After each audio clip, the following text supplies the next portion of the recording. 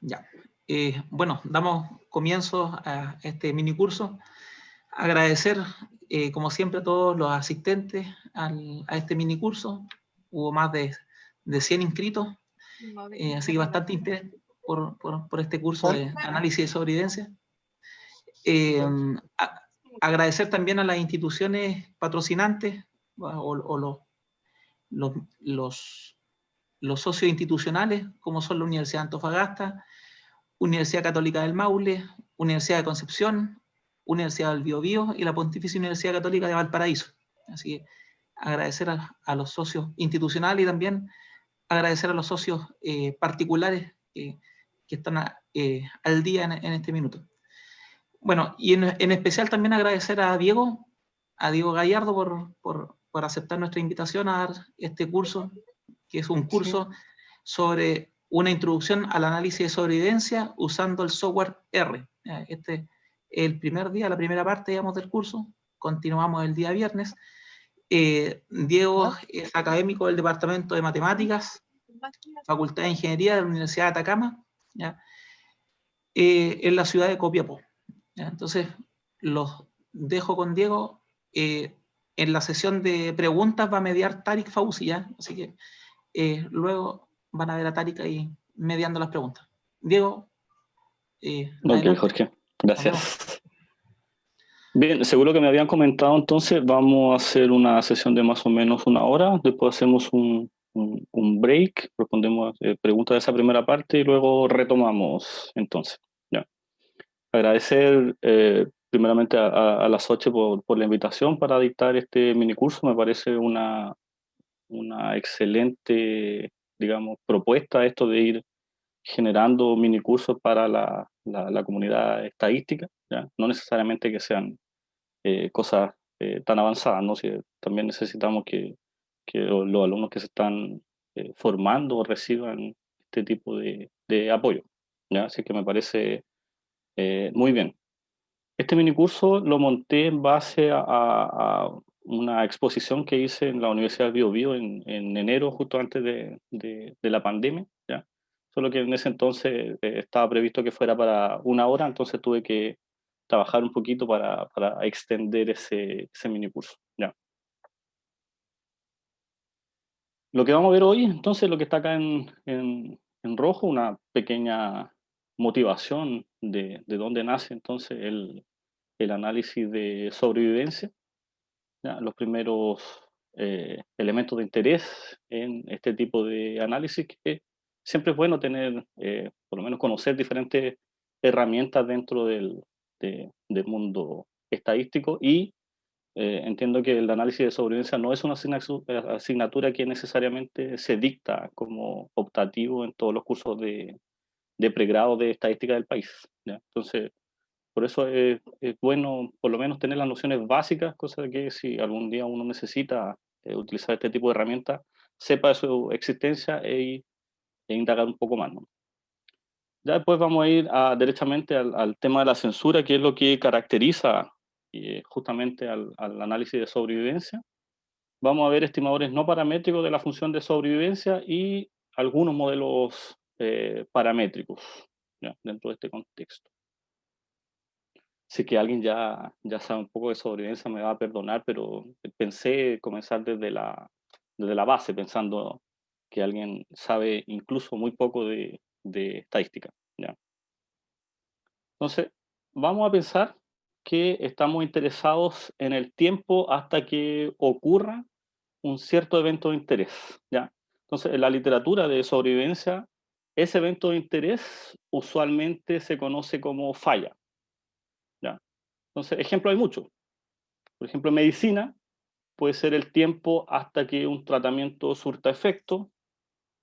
En ingeniería puede ser el tiempo hasta que un componente electrónico se deteriore o deje de funcionar. En educación puede ser el tiempo hasta que un alumno adquiera cierto conocimiento, o bien hasta que un alumno se titule de una carrera, por ejemplo.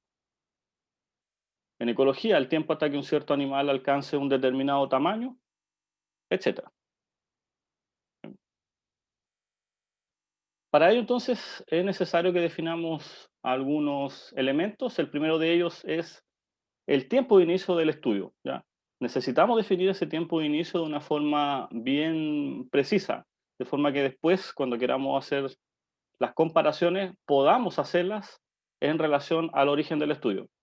Cuando decimos el tiempo de inicio del estudio, no necesariamente estamos pensando que vamos a tomar todas nuestras observaciones, las vamos a colocar, digamos, en fila y vamos a apretar un cronómetro y vamos a comenzar a medir el tiempo. No, puede ser que el tiempo de inicio sea definido de otra forma. Por ejemplo, podríamos pensar en el tiempo de vida de un paciente una vez que se realiza una cirugía, ¿ya? Entonces, el tiempo nos va a interesar solamente a partir de que se hizo la cirugía y obviamente entonces no todas esas cirugías van a ser programadas cronológicamente en el mismo tiempo, ¿ya? A eso me refiero. La escala de medida es muy importante definirla. Usualmente se define el tiempo cronológico, segundos, minutos, horas, días, meses, años, etcétera, pero en algunos contextos uno también podría estar pensando en alguna otra escala de medida. Por ejemplo, podríamos pensar en el kilometraje de un auto, ¿ya? Ahí tenemos una forma, otra escala de medida que no necesariamente es el tiempo cronológico. Y así, en otros contextos podríamos estar interesados en otra escala de medida. Otra que se me ocurre, por ejemplo, podría ser, si estamos pensando en fatiga material, podría ser, entonces, cuánta presión aguanta ese material. Y el evento de interés, solo que en este caso nos vamos a enfocar en casos específicos en donde la falla puede ocurrir debido a una única causa. Hay otros contextos que son un poco más generales, pero vamos a pensar que el evento de interés solamente se puede producir debido a una única falla. Estoy pensando, por ejemplo, si estamos tratando pacientes, los pacientes pues, tienen un cierto tipo de cáncer, por ejemplo, entonces los pacientes lo que yo estoy interesado es que los pacientes van a morir justamente de ese cáncer, ¿ya? A eso me refiero con que el evento de interés solamente puede ocurrir debido a una única causa, ¿ya? Ahora, como observación, generalmente los estudios que involucran entonces una respuesta temporal son de una larga duración, entre comillas, ¿ya? Sin embargo, a pesar de lo mucho que queramos nosotros, y sobre todo en la parte clínica, que es donde más se utiliza el análisis de sobrevivencia, hay muchos estudios que terminan antes de que se observe la falla en todos los individuos, ¿ya? De esta forma, lo que vamos a tener son observaciones incompletas dentro del estudio. Muchas veces este tipo de problemas se origina en base a otras restricciones que ocurren sobre el estudio, ¿ya? Valga la redundancia, a veces hay problema de tiempo, en el sentido de que no tenemos mucho tiempo para hacer el estudio. Entonces, por más que queramos, el estudio, por ejemplo, lo vamos a tener que desarrollar en 2 años. Y si en esos 2 años no observo la falla, entonces me voy a quedar con observaciones incompletas. A eso se refiere, ¿ya? Otras veces las restricciones vienen por presupuesto, ¿no? Por base a dinero, ¿ya? En base a dinero, entonces, por más que quieran los investigadores, por más que tengan el tiempo, es muy costoso muchas veces mantener este tipo de estudios, entonces, por eso necesitan acortarlo a un cierto límite de tiempo, ¿ya? Y una vez que están acotados, entonces, es mucho más probable que al finalizar el estudio tengamos entonces este tipo de observaciones que estamos llamando de incompleta. Ya las vamos a definir en detalle un poco más adelante, ¿ya? Nos vamos a centrar en estudios que son prospectivos, es decir, son estudios que uno diseña en el presente y los datos se analizan transcurrido un tiempo, o sea, son estudios que van hacia adelante, ¿no? ¿Ya?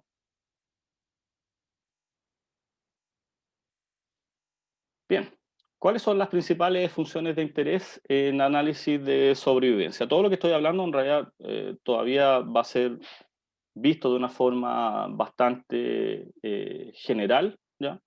No necesariamente introduciendo el concepto de censura, ¿ya? Vamos a pensar entonces que tenemos una variable aleatoria que va a ser no negativa, ¿ya? Usualmente continua, que es lo que yo me voy a enfocar acá en el curso. Recordemos que es simplemente una pincelada de lo que es sobrevivencia. también hay un tratamiento separado para todo el tema discreto, ¿ya? Pero aquí me voy a enfocar en la parte continua. Entonces, esa variable t va a representar el tiempo de falla, y generalmente en análisis de sobrevivencia uno especifica la distribución de esa variable a través de su función de sobrevivencia o bien la función de riesgo, ¿ya? Entonces, definamos qué son estas funciones, porque usualmente uno no conoce el concepto hasta que se encuentra con ella en un curso formal de sobrevivencia.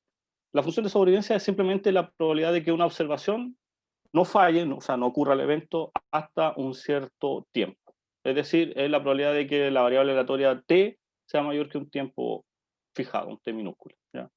Visto de otra perspectiva, es simplemente el complemento de la función de distribución acumulada, uno menos la función de distribución acumulada, que es una función que usualmente uno ve en los cursos básicos de estadística, ¿no?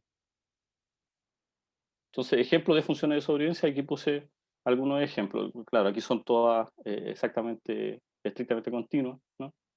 Pero la idea es que esa función es no creciente, ¿ya? Podría perfectamente mantenerse constante en un intervalo, por ejemplo, ¿ya? Por otra parte, uno también está interesado en la función de riesgo o tasa de falla.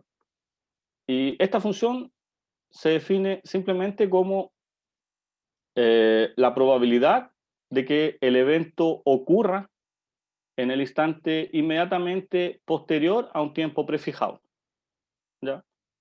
En términos prácticos, la función de riesgo se interpreta como la probabilidad aproximada de que el evento ocurra en el instante inmediatamente posterior a un tiempo fijo, un tiempo t, ¿ya? Y en la práctica simplemente se calcula como la función de densidad de la variable, que la función de densidad en los cursos básicos por lo menos de inferencia, uno está acostumbrado a trabajar con esa función. La función de densidad dividida por la función de sobrevivencia, ¿ya? Entonces, algunas funciones de riesgo, ¿ya? Puede ser perfectamente monótona. Aquí tenemos la curva en negro que es decreciente, la curva en verde creciente y la curva en rojo constante, ¿ya? Entonces, tiene un crecimiento monótono, ¿ya? Podría ser perfectamente no monótona, ¿ya? Que tenemos dos casos que son estrictamente crecientes hasta un cierto punto y luego decrecen, ¿no? Lo mismo pasa con la curva en rojo, ¿ya? Otro tipo de funciones de riesgo con forma de bañera, ¿ya? Que la función de riesgo entonces es muy alta a partir del cero y hasta un cierto instante de tiempo, luego se mantiene aproximadamente constante y a partir de un cierto instante de tiempo esta se dispara, ¿ya? Esta función de riesgo con forma de bañera es justamente la que caracteriza la función de riesgo de nosotros, de los seres humanos, ¿ya? Cuando nacemos entonces tenemos una función de riesgo muy alta, siempre escuchamos que existe mm, muchas complicaciones para los recién nacidos, ¿no? Pero ya a partir de una cierta edad, la tasa de mortalidad de los niños pasa a ser prácticamente cero, ¿no? Es muy baja, ¿no? Luego viene entonces todas esas muertes por aleatoriedad, digamos, mal comportamiento de las personas, uso de drogas, por ejemplo, accidentes automovilísticos, etcétera. Y a partir de un cierto instante de tiempo ya la probabilidad de morir de cada uno de nosotros aumenta, ¿no? Siempre hemos escuchado como que uno tiene un abuelito, por ejemplo, alguien por ahí conocido que está muy bien y de repente se cae, alguna cosa así, y ahí ya se viene abajo, ¿no? Y la otra forma que también se ve en la literatura para la función de riesgo es la de manera invertida, ¿ya? Que en realidad hasta ahora yo nunca he visto un caso así práctico que se pueda aplicar, pero es algo que siempre se ve en los cursos ahí. Finalmente, también se define la función de riesgo acumulada simplemente como esa integral de la función de riesgo definida anteriormente. Y no tiene una interpretación práctica, pero desde el punto de vista de estimación sí es interesante esta función, porque hay estimadores que no necesariamente eh, consiguen estimar alguna de las funciones anteriores, pero sí van a poder estimar, por ejemplo, la función de riesgo acumulada, ¿ya? Como observación, hay una relación biunívoca entre todas esas funciones, la función de densidad, la función de sobrevivencia, la función de riesgo y la función de riesgo acumulado. ¿Qué implica eso? Implica que si conozco una de ellas, entonces voy a conocer todas, ¿ya? Por eso en la práctica, generalmente uno se enfoca en una de ellas, hacer el modelamiento de una de ellas, ¿ya? La que, de acuerdo al contexto del problema, sea de mayor interés, y no se les preocupa el resto en realidad, porque pueden ser deducidas, ¿ya? Entonces aquí hay una tabla en donde uno puede ver a partir de una de esas funciones cómo calcular alguna otra. Por ejemplo, si yo tengo la función de sobrevivencia aquí y yo quiero la función de densidad, entonces basta con que calcule menos la derivada de esa función de sobrevivencia en relación al tiempo, ¿no? Si yo tengo la función de riesgo acumulada y quiero calcular la función de sobrevivencia, entonces basta con que calcule simplemente exponencial de menos la función de riesgo acumulado. Y así ahí está la tabla completa para la función de riesgo y función de riesgo acumulado, ¿ya? Un ejemplo básico para el modelo Weibull con parámetros lambda y nu, uno tiene que la función de densidad, de sobrevivencia, de riesgo y de riesgo acumulada asumen esas formas, ¿ya? Siendo el tiempo entonces positivo, obviamente. Bien, vamos al concepto de censura, que en realidad esto es ya lo más relevante dentro del contexto de sobrevivencia, ¿no? Primero vamos a ver el caso de datos completos, que este sería el caso que a todos nos gustaría enfrentarnos, ¿ya? Pensemos entonces que aquí tenemos 10 observaciones, que teníamos tiempo y recursos suficientes para hacer un estudio en alguna escala de tiempo, meses, por ejemplo, ¿ya?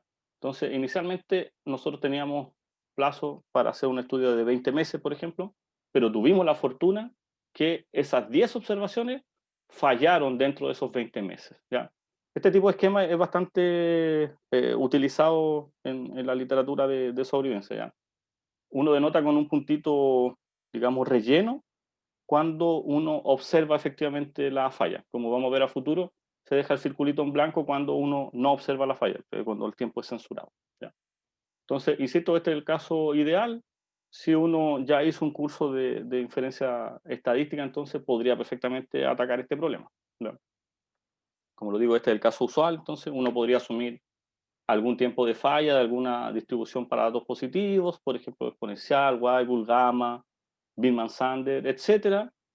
Y bajo la suposición entonces de que todas esas observaciones son independientes, uno construye la verosimilitud, ¿no?, del respectivo modelo y en base a eso hace la respectiva estimación, ¿no? Si es clásico, entonces va a maximizar el logaritmo de esa función de densidad. Si es bayesiano, va a combinar la función de verosimilitud con la respectiva priori, ¿ya? Pero en la práctica esto es difícil que se nos dé, ojalá se nos diera siempre, ¿ya? Entonces, vamos a ver los casos que se nos van a dar en la práctica. Primero vamos a ver el censura tipo 1, que es bien parecido a lo que había dicho anteriormente. Se dice censura tipo 1 cuando el estudio va a ser terminado después de un periodo de tiempo establecido y ojo que ese tiempo usualmente uno lo fija antes de comenzar el estudio. Cuando uno comienza el estudio, uno dice, ¿sabes qué? Yo tengo tiempo y o recursos para hacer un estudio hasta 20. Y vamos, esperemos entonces que salga lo mejor posible, pero no puedo esperar más allá del 20, ¿ya? Entonces, en este caso ilustrativo, de las 10 observaciones, 7 fallaron dentro de ese periodo, que son las que están aquí con estos puntitos en negros, ¿ya? Y hay 3, que en este caso está representado por las observaciones 3, 4 y 9, que terminó el estudio y yo no observé la falla, ¿ya? Es decir, lo único que sé del tiempo de falla de esas observaciones es que es mayor o igual que 20, ¿ya? Entonces, cuidado aquí porque alguien podría decir, ah, pero entonces olvidémonos de esas 3 observaciones. Hagamos la estimación con estas 7 de acá. Lo que vamos a hacer ahí, lo que va a estar haciendo es entonces subestimar el verdadero tiempo de falla, ¿no? Porque estoy omitiendo 3 observaciones que son justamente las más grandes, ¿ya? No sé cuántos son, pero sé que son mayor o igual que 20. El hecho de que sepa que ese tiempo es mayor o igual que 20 también es información y de alguna forma hay que incluirlo, contemplarlo dentro del modelo. Otra persona podría decir, ah, pero olvidémonos que son censuras estas, pongámosle un puntito negro, lo pintamos aquí, y hacemos la estimación considerando como que estos tiempos fueran en 20. Pasa el mismo efecto, sigue subestimando, ¿no? Porque estos tiempos son mayores que 20, son al menos 20, ¿no? ¿Ya? Entonces, con cualquier tipo de combinación que a ustedes se les ocurra que no sea considerar los datos exactamente como una censura, lo que van a estar haciendo es subestimar el verdadero tiempo de falla. ¿Ya? En la segunda parte del curso voy a ilustrar numéricamente ahí con un ejemplo esa subestimación, ¿ya? Pero es más o menos intuitivo que va a haber una subestimación si ignoramos, ya sea de cualquiera de las dos formas que acabo de explicar, que esas observaciones son justamente censuras. ¿Ya? Otro tipo de esquema de censura bien común en la literatura es conocido como censura tipo 2, ¿ya? Y en este caso, el estudio se termina después de que un número establecido de observaciones fallen, ¿ya? Nuevamente, ese número de observaciones, que puede ser un porcentaje también de la muestra, es prefijado antes de iniciar el estudio, ¿ya? Entonces, de cierta forma, esto es para evitar tener que hacer el estudio esperando que todas las observaciones fallen, ¿no? ¿Ya? Y la diferencia con el caso anterior es que al utilizar este tipo de esquema, yo voy a garantizar tener un porcentaje de fallas dentro de mi muestra, ¿ya? Con el esquema anterior, con el esquema de censura tipo 1, con este, yo cuando fijo el tiempo no tengo idea cuántas censuras, cuántas fallas voy a tener. ¿Ya? Es totalmente aleatorio. Entonces, yo podría fijar erróneamente un tiempo de seguimiento muy corto de forma de observar muy pocas fallas, que eso también va a constituir ciertamente un problema. Yo siempre lo que voy a querer es observar el mayor número de fallas posibles, ¿ya? Entonces, cuando fijo el tiempo de seguimiento del estudio, no tengo cómo controlar eso. Con la censura tipo 2, que es la que estamos viendo ahora, controlo eso, ¿ya? Entonces yo digo, bueno, voy a esperar que fallen tantas unidades, me da lo mismo cuánto tenga que esperar, a lo mejor voy a esperar menos o más de lo que estaba pensando eh, inicialmente, pero con eso también garantizo que voy a tener un número de fallas fijo dentro de la muestra, ¿ya? Y eso es lo que está denotado aquí, por eso lo denoté de esta forma. En este caso, nuevamente estamos pensando que el de estudio se terminó cuando hubieran 7 fallas, exactamente 7 fallas, ¿ya? Entonces, cuando se observó la séptima falla, que en este caso es la observación 8, se para el estudio. Y en ese caso, estas 3 observaciones quedaron censuradas. Este es un ejemplo nada más, ¿ya? Y el tercer tipo de censura, que en la práctica es el tipo de censura eh, más común, por lo menos en el contexto médico, ocurre cuando las observaciones, ya los pacientes, y que estoy pensando en el contexto médico, son retirados del estudio sin necesariamente haberse observado la falla, o bien porque el paciente muere o tiene otra falla, otro evento que impide observar entonces el evento de interés. Y esto es muy común cuando uno trabaja con humanos, ¿no? Cuando yo estoy trabajando con componentes electrónicos, yo hago el estudio, entonces no voy a tener problemas de, de que las ampolletas no quieran participar del estudio, por ejemplo, de controlar a la ampolleta en el fondo. Pero cuando estoy trabajando con componente humano, ahí es más complicado, ¿no? Sobre todo cuando se trabaja con enfermedades que tienen algunos componentes psicológicos que puedan ser complejos, ¿ya?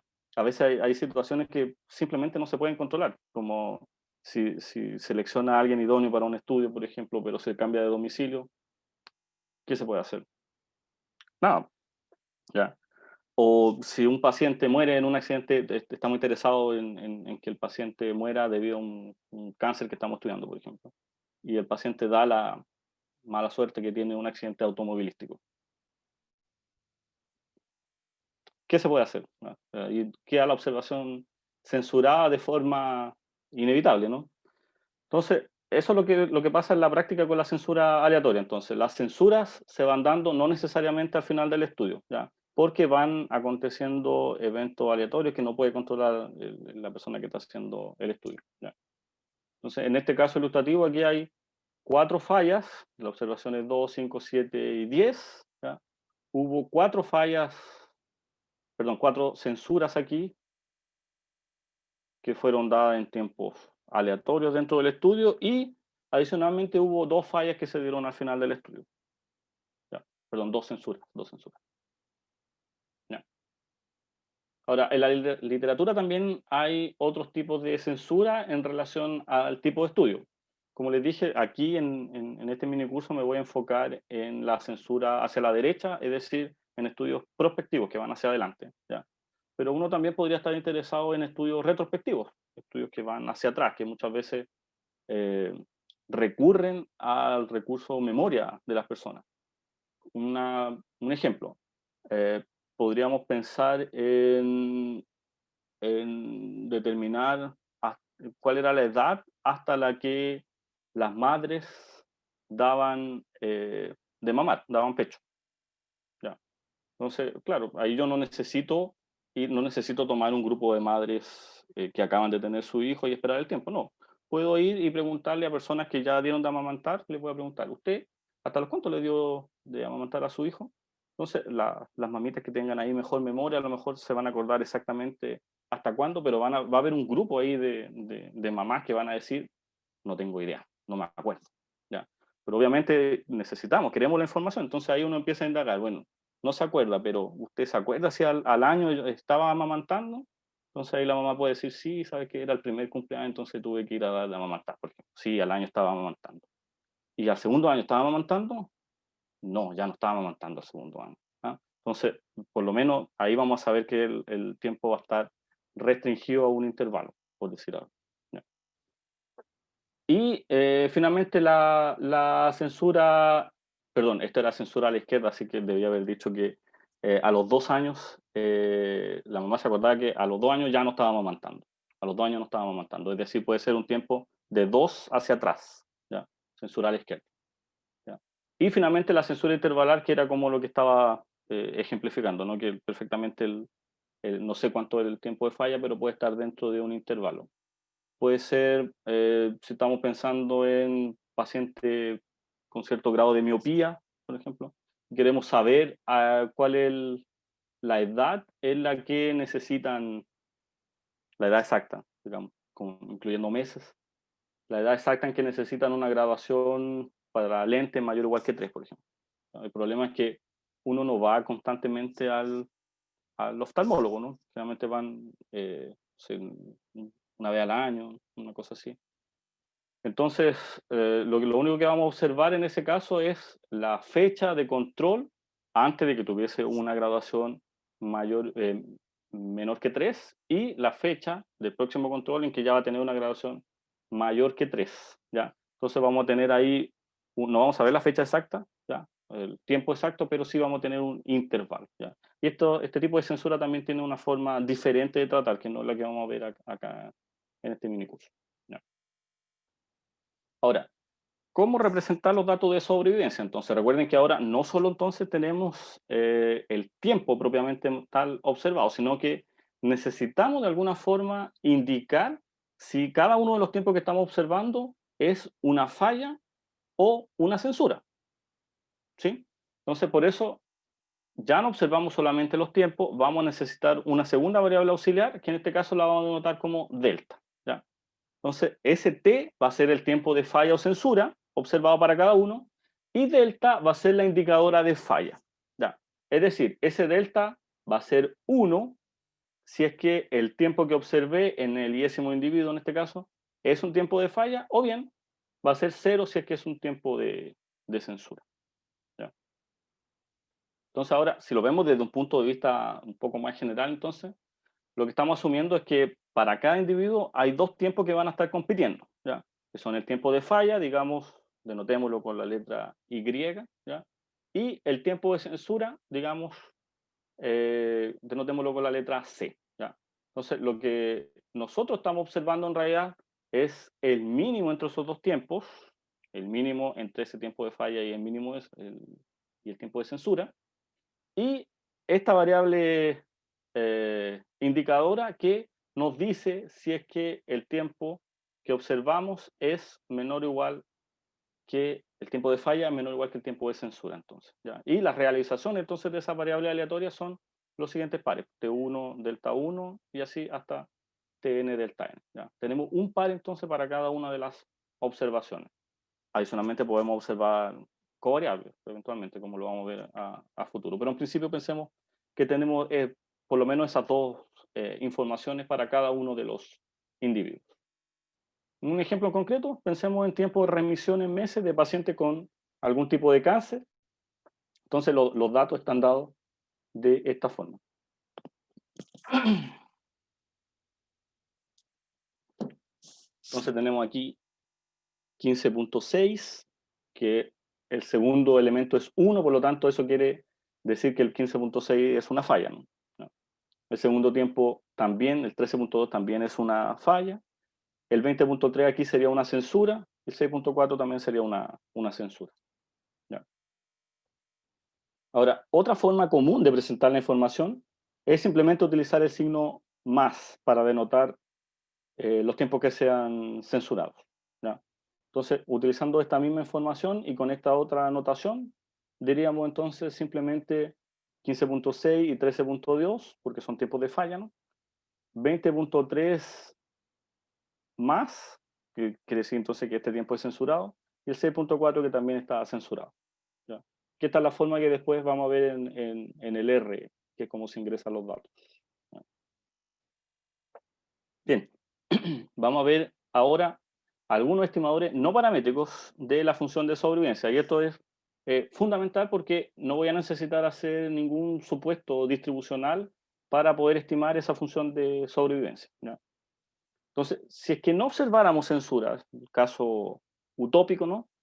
El estimador natural de la función de sobrevivencia, dado que la sobrevivencia es 1 menos la acumulada, sería basado entonces en el estimador empírico de la función de distribución acumulada, que es el estimador que todos vemos en los cursos básicos de estadística, que es simplemente el porcentaje muestral de observaciones menores o iguales a un tiempo fijo.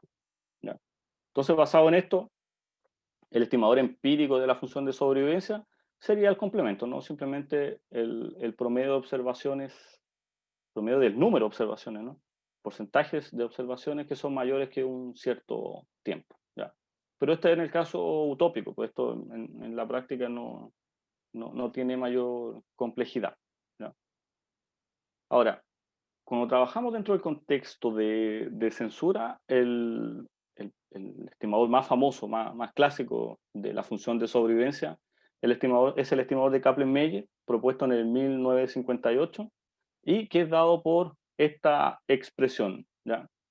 Felizmente, por una cuestión de tiempo, no voy a ilustrar aquí cómo es que él funciona. ¿Ya? Lo que sí hay que tener presente es que este es un estimador tipo escalera, al igual que el estimador de la función de distribución acumulada, que cambia solamente en los tiempos distintos de falla que hay en la muestra. ¿Ya? Solamente cambia en los puntos de falla. ¿Ya? Y depende entonces de los tiempos distintos y ordenados de falla, como acabo de mencionar. Ese DJ que aparece aquí, el número de fallas en cada uno de los tiempos de falla. Y SNJ es el número de individuos en riesgo, es decir, cuántos están vivos hasta cada uno de los tiempos de falla. Es decir, los individuos que no han fallado y que no han sido censurados hasta el instante inmediatamente anterior a ese tiempo. ¿Ya?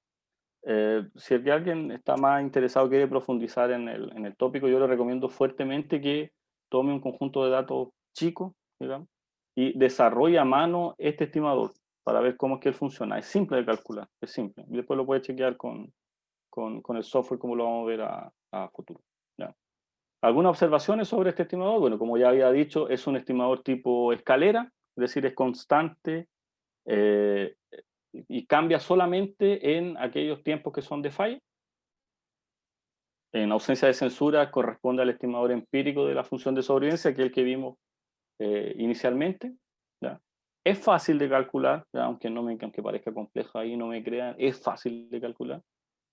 Es insesgado para los que han hecho cursos más avanzados de inferencia, es insesgado para la verdadera función de sobrevivencia cuando el tamaño muestral aumenta. Y una característica es que cuando la observación más grande de la muestra es censurada, entonces el estimador de Kaplan-Meier es positivo para todo tiempo superior al último tiempo de falla. ¿No? Y finalmente no permite la incorporación de covariables, sino que se calcula en poblaciones que son homogéneas. ¿Ya?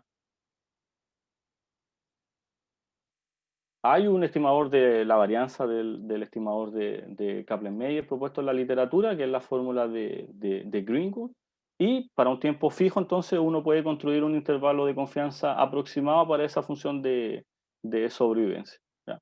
El problema de este intervalo de confianza, y que es exactamente el mismo problema que pasa con el estimador de la proporción, del P de la binomial, es que cuando uno construye un intervalo de confianza aproximado, no hay cómo garantizar que ese intervalo necesariamente pertenece al intervalo 0,1. Ya, bajo ciertas condiciones esto perfectamente puede salirse del intervalo 0,1. Por eso en la literatura hay una propuesta basada en una transformación entonces del estimador Kaplan-Meier, aplican la transformación log-log, ¿ya? Calculan entonces la varianza de esa transformación y en base a eso proponen cómo construir un intervalo de confianza para el estimador de Kaplan-Meier. Y que este sí pertenece al intervalo 0,1 siempre. ¿Ya? Otra propuesta para estimar de forma no paramétrica la función de sobrevivencia basada en el estimador de Nelson-Allen, solo propuesta en el 1972 y 1978 por esos dos autores, solo que, a diferencia del estimador anterior, no es un estimador directamente para la función de sobrevivencia, sino que es un estimador propuesto para la función de riesgo acumulado. ¿Ya? En la literatura también se conoce como el estimador de Fleming-Harrington, y por las propiedades que vimos anteriormente de que la función de sobrevivencia y de riesgo acumulado son biunívocas, entonces en base a este estimador uno podría proponer, o uno propone, un estimador para la función de sobrevivencia simplemente haciendo exponencial de menos ese estimador. ¿Ya? Entonces, Allen en el 78 mostró cuál era la varianza directa del estimador y mediante una transformación de variable ahí entonces se puede chequear que la varianza de la sobrevivencia es dada por esa expresión. Y nuevamente uno podría entonces construir intervalos de confianza para un instante de tiempo fijo. ¿Ya? Llevo 35 diapositivas y todavía no veo nada de R, entonces alguien se puede preguntar, bueno, existe un curso de R, ¿no? Ya, ahora vamos a empezar entonces a introducir el R. Para eso entonces voy a introducir dos conjuntos de datos que están ya incluidos en el R y que son los con los que voy a ilustrar básicamente todo lo que voy a mostrar de la función perdón, del análisis de sobrevivencia. ¿Ya? Entonces el primer conjunto de datos es melanoma, él está incluido en el paquete TimeBreak del R. Son 205 pacientes que tenían cáncer de melanoma, ¿ya? Recolectados en algún hospital europeo, ¿ya? Y las variables que están definidas aquí son el estatus, que era un código que indicaba cuál era el estado final del paciente. Ojo que aquí hay uno, muerte debido al melanoma, que era en este caso, vamos a pensar que es el evento de interés. Dos, si estaba vivo al final del estudio, es decir, si estaba, sería una observación censurada, pero también aparece un código 3, que es muerte por otra causa.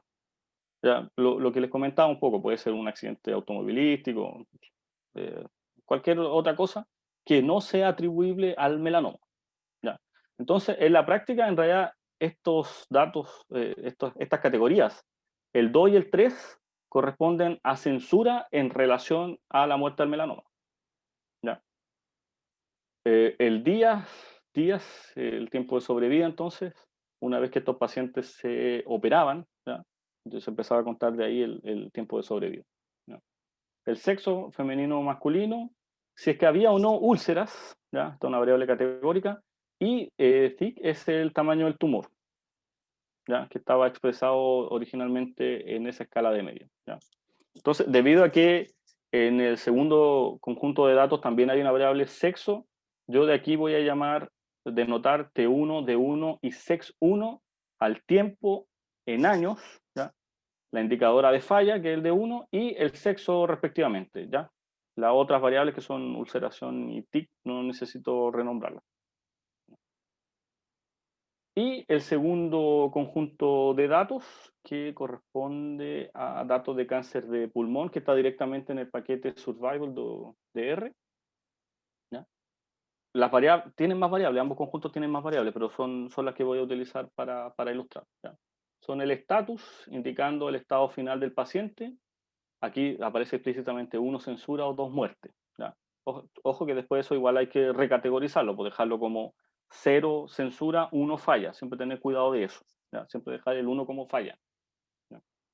El tiempo de sobrevida, en este caso en día, nuevamente el sexo masculino o femenino. Y aquí aparece el score de Karnofsky, que es un puntaje, un score que lo indica un médico. Y en el caso del 0 indica que el paciente tiene que ver con la movilidad del paciente. ¿Ya? Entonces el 0 sería que estaba postrado, el máximo, el 100, sería que tiene una movilidad, digamos, al 100%. ¿Ya? Nota para la observación 206 de esa variable, hay un missing, por lo tanto, para todos los análisis, yo eliminé esa observación, pese a que muchas de las funciones que se utilizan o que yo voy a presentar aquí trabajan perfectamente con los datos missing, ya lo eliminan por defecto o lo imputan de alguna manera. ¿Ya? Pero para evitar problemas en otras funciones que vienen para el segundo día, yo la eliminé desde el principio. ¿Ya? Entonces, en este caso, vamos a llamar T2, D2 y SEX2 al tiempo, la indicadora de falla y el sexo respectivamente. ¿Ya? Entonces, bien, aquí vamos a empezar entonces con ya ir introduciendo muchas de las técnicas de sobrevivencia con el R. ¿Ya? Y el esquema que voy a utilizar es el siguiente. ¿Ya? Opté por colocar acá directamente los códigos. En rojo entonces están los comandos que uno va colocando en la versión tradicional de R, no la Time ni alguna otra. Y en azul va apareciendo los resultados que entrega el console. ¿Ya? Entonces, para el caso de, si queremos calcular la función de sobrevivencia en R, por ejemplo, para el primer conjunto de datos, ¿ya? Aquí simplemente lo que estamos haciendo es llamar los datos, cargando los paquetes necesarios, calculando el T1 y el D1 que ya lo había definido anteriormente, ¿no? El tiempo y la indicadora de censura, perdón, la indicadora de falla. Y para definir en el R que los datos son de sobrevivencia, vamos a ocupar esta función, la función surf, ¿ya? Ojo que con S mayúscula, el R hace diferencia entre mayúscula y minúscula, entonces tiene que ser con la mayúscula, ¿ya? Vamos a colocar en la primera componente de esa función el tiempo de falla, coma, luego la indicadora perdón, los tiempos, coma, y la indicadora de falla, ¿ya?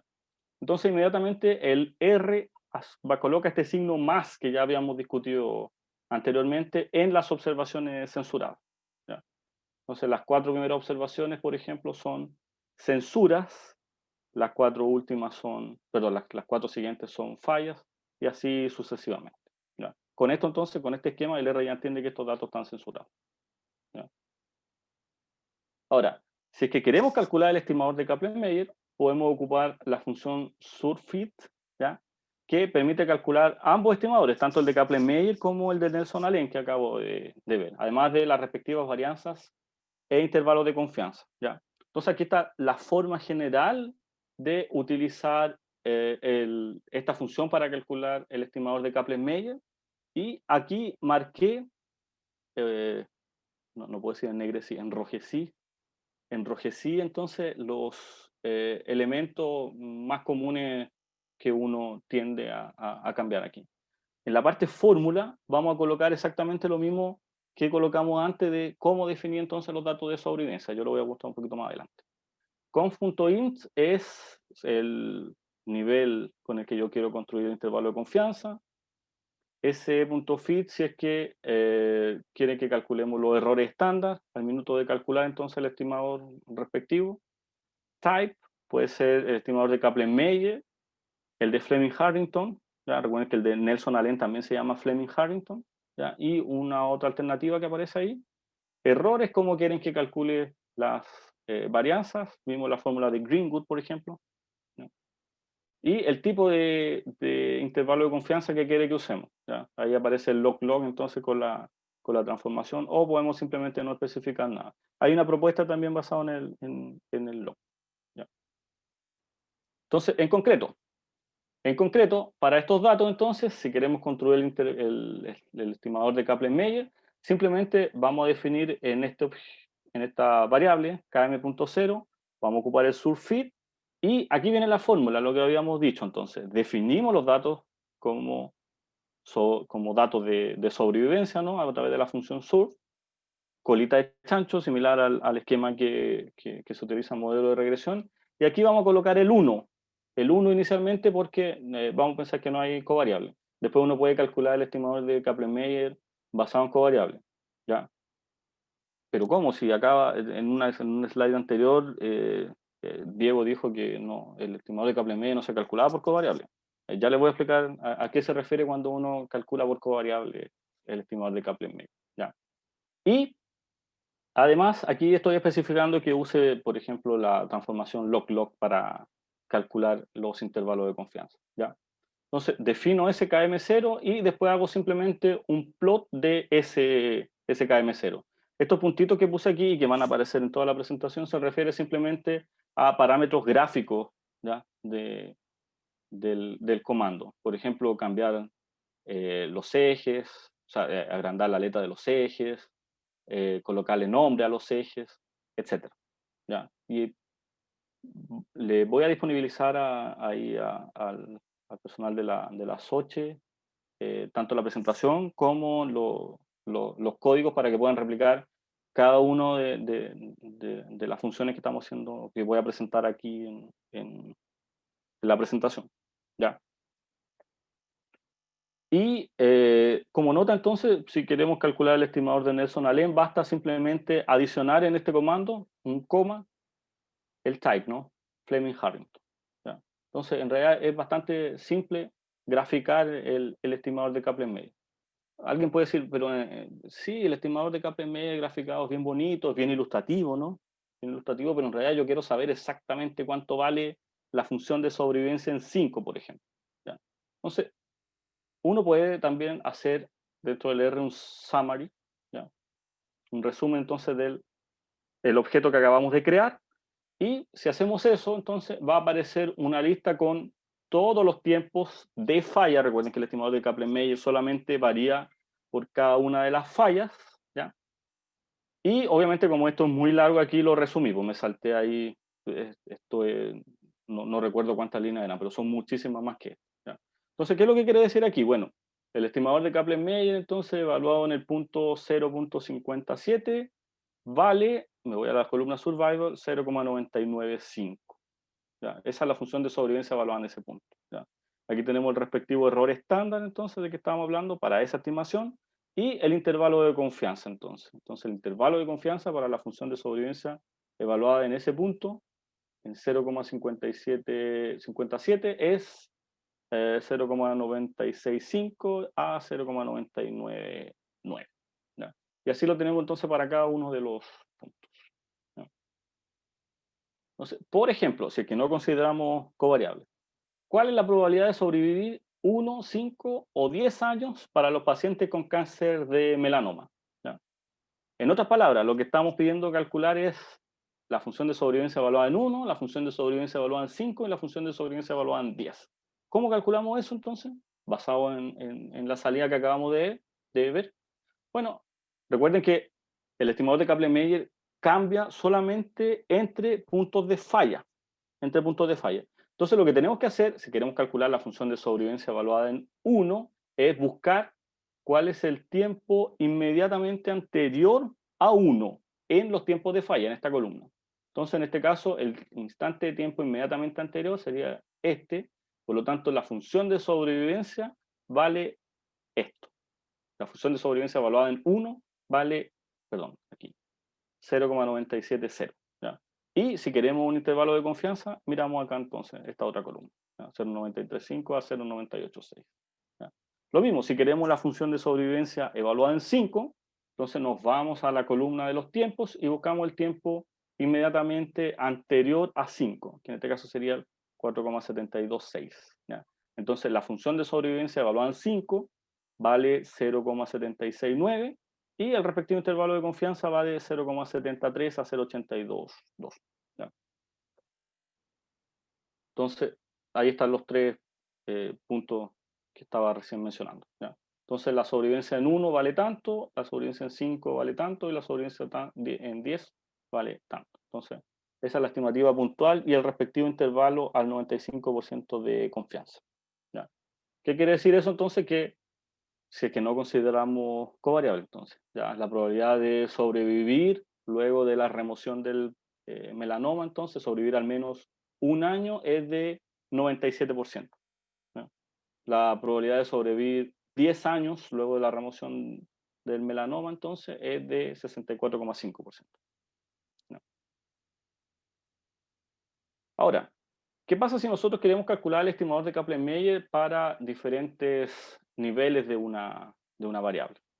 ¿Ya? Por ejemplo, de sexo. ¿Ya?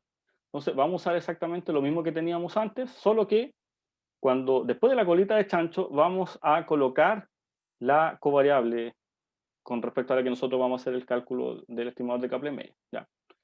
Entonces, aquí viene la cuestión, pero si el estimador de Kaplan-Meier no se puede calcular por covariable, entonces, ¿qué es lo que está haciendo? Bueno, en realidad lo que está haciendo esto es separar los conjuntos de datos, ¿ya? En este caso por sexo.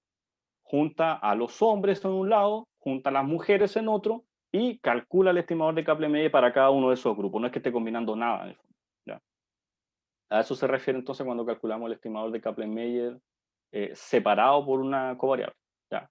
Entonces, una vez que definimos ese comando, basta simplemente con hacer el plot de la respectiva variable. Y eso va a generar un gráfico como el que aparece aquí, ¿ya? Entonces aquí claramente vemos que eh, infelizmente las mujeres parecen sobrevivir menos a estas cirugías de melanoma, ¿no?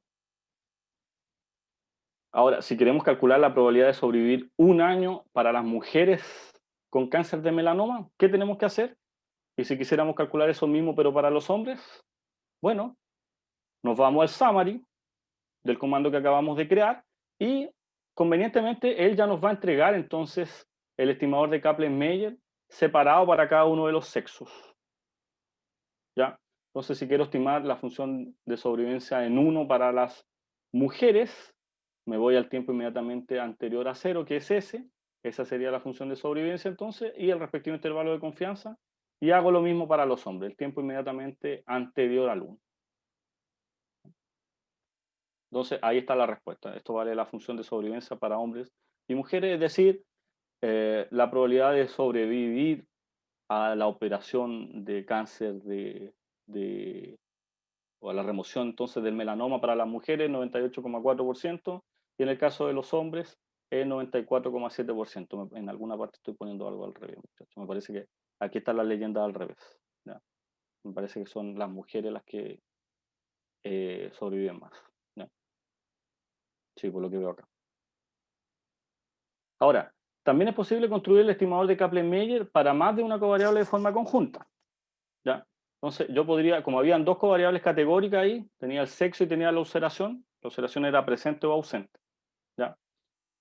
Entonces, en ese caso, simplemente después de la colita de chancho, después de usar el comando surfit, voy a colocar las dos covariables con las que quiero construir el estimador de Kaplan-Meier, ¿ya? Entonces, eso ya hace todas las combinaciones, en este caso sería femenino sin úlcera, femenino con úlceras, masculino sin úlcera y masculino con úlcera, ¿ya? Las cuatro combinaciones. Ahora, ¿qué pasa si quiero construir el estimador de Kaplan-Meier, pero para una variable continua? ¿Se puede hacer? No, no se puede hacer, porque el estimador de Kaplan-Meier, como habíamos dicho, separa entonces, distribuye los grupos separados por una variable categoría que uno le vaya indicando.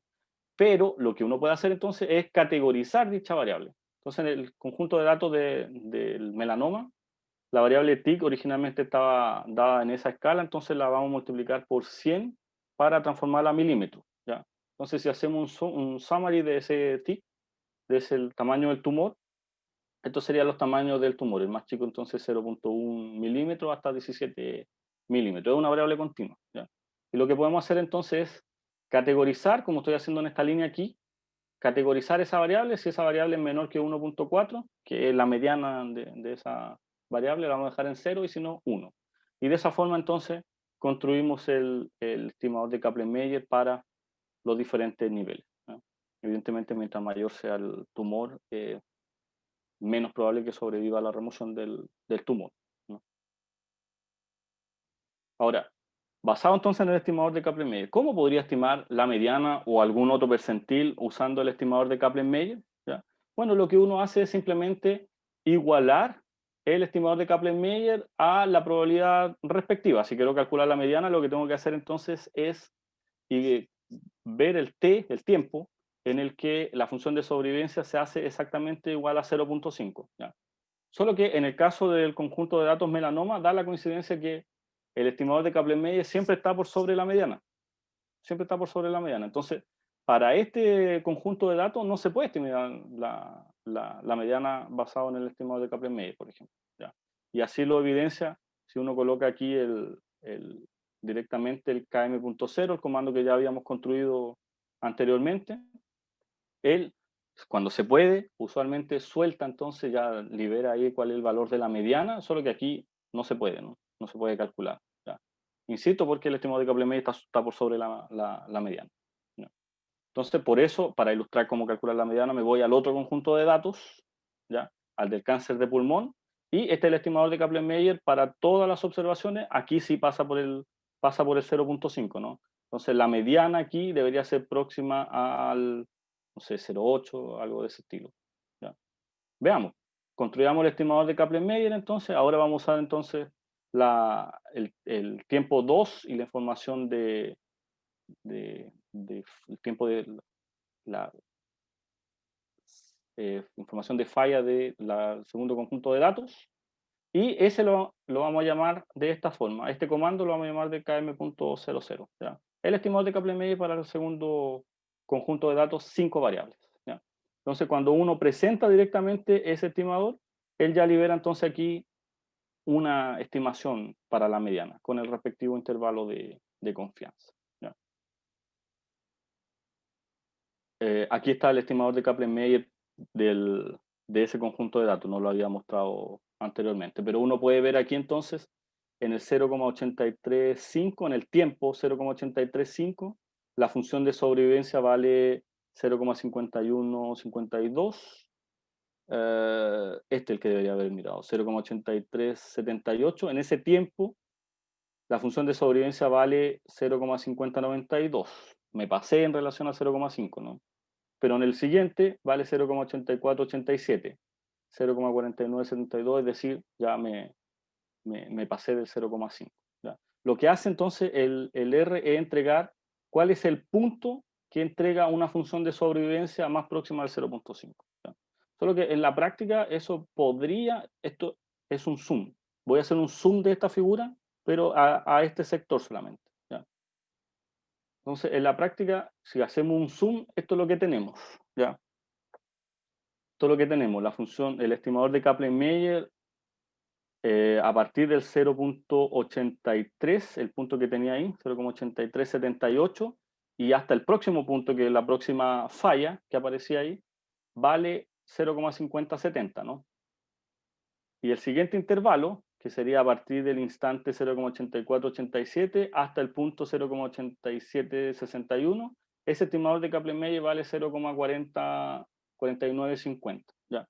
Entonces, insisto, el R hace la estimación de la mediana simplemente viendo cuál es el punto que entrega una función de sobrevivencia más cercana al 0.5, pero eso en la práctica podría no ser una buena estimación, uno podría obtener una estimación un poquito más precisa.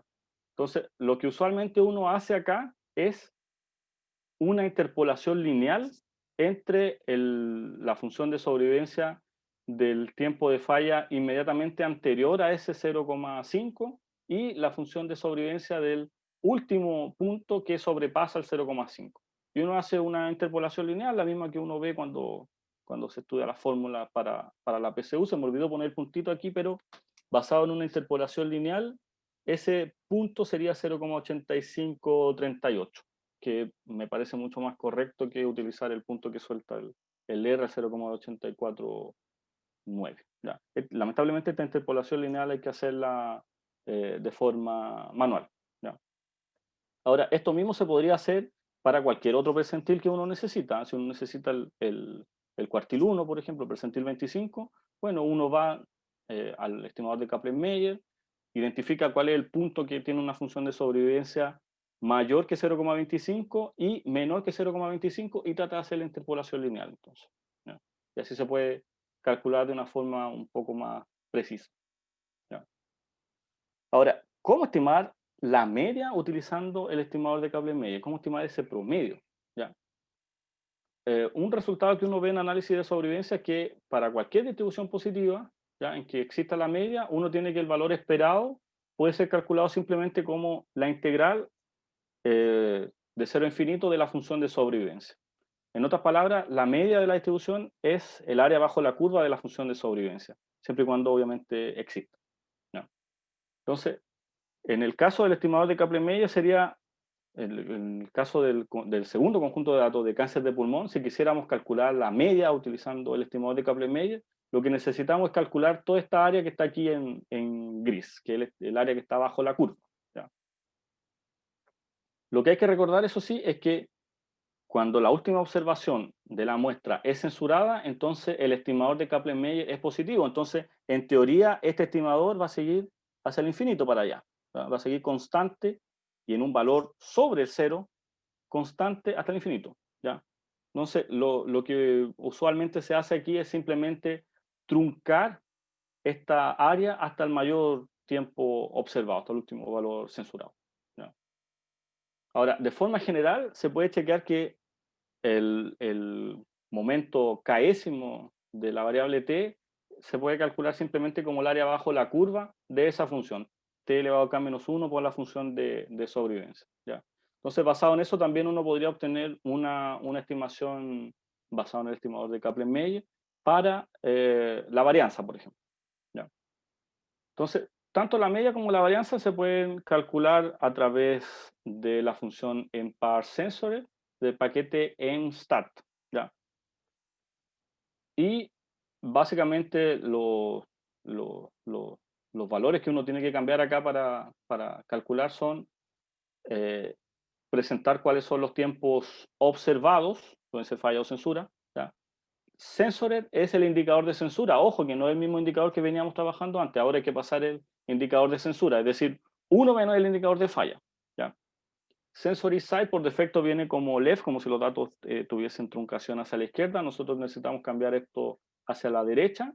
Y el otro que interesa aquí es el right sensory.max, que tiene que ver con cuál es el límite superior para calcular esa área. Lo que les comentaba acá, por el caso de que el último tiempo sea censurado, bueno, si el estimador de Kaplan-Meier se mantiene constante hasta el infinito, ¿dónde vamos a cortar?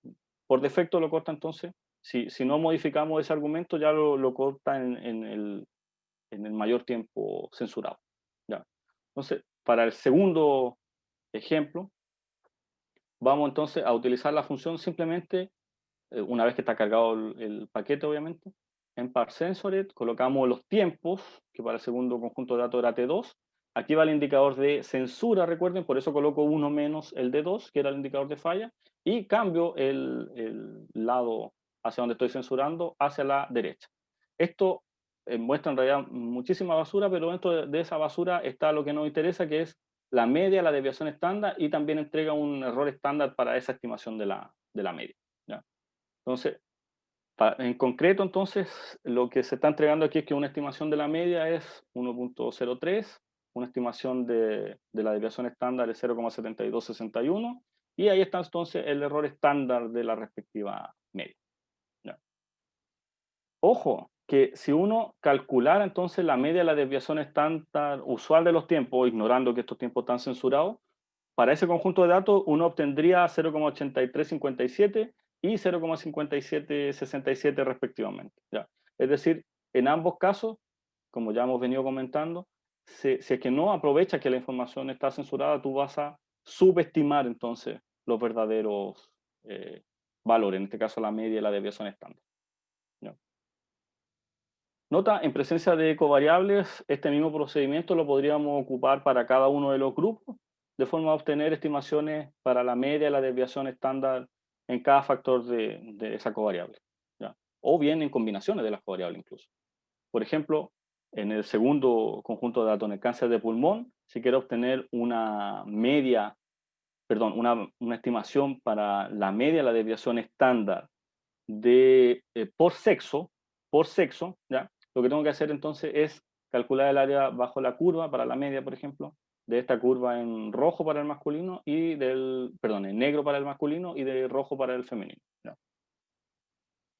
Entonces, eso, si queremos una estimación de la mediana, podemos usar simplemente esto que estamos usando acá, ¿no? Estamos calculando el estimador de Kaplan-Meier por sexo, ¿ya?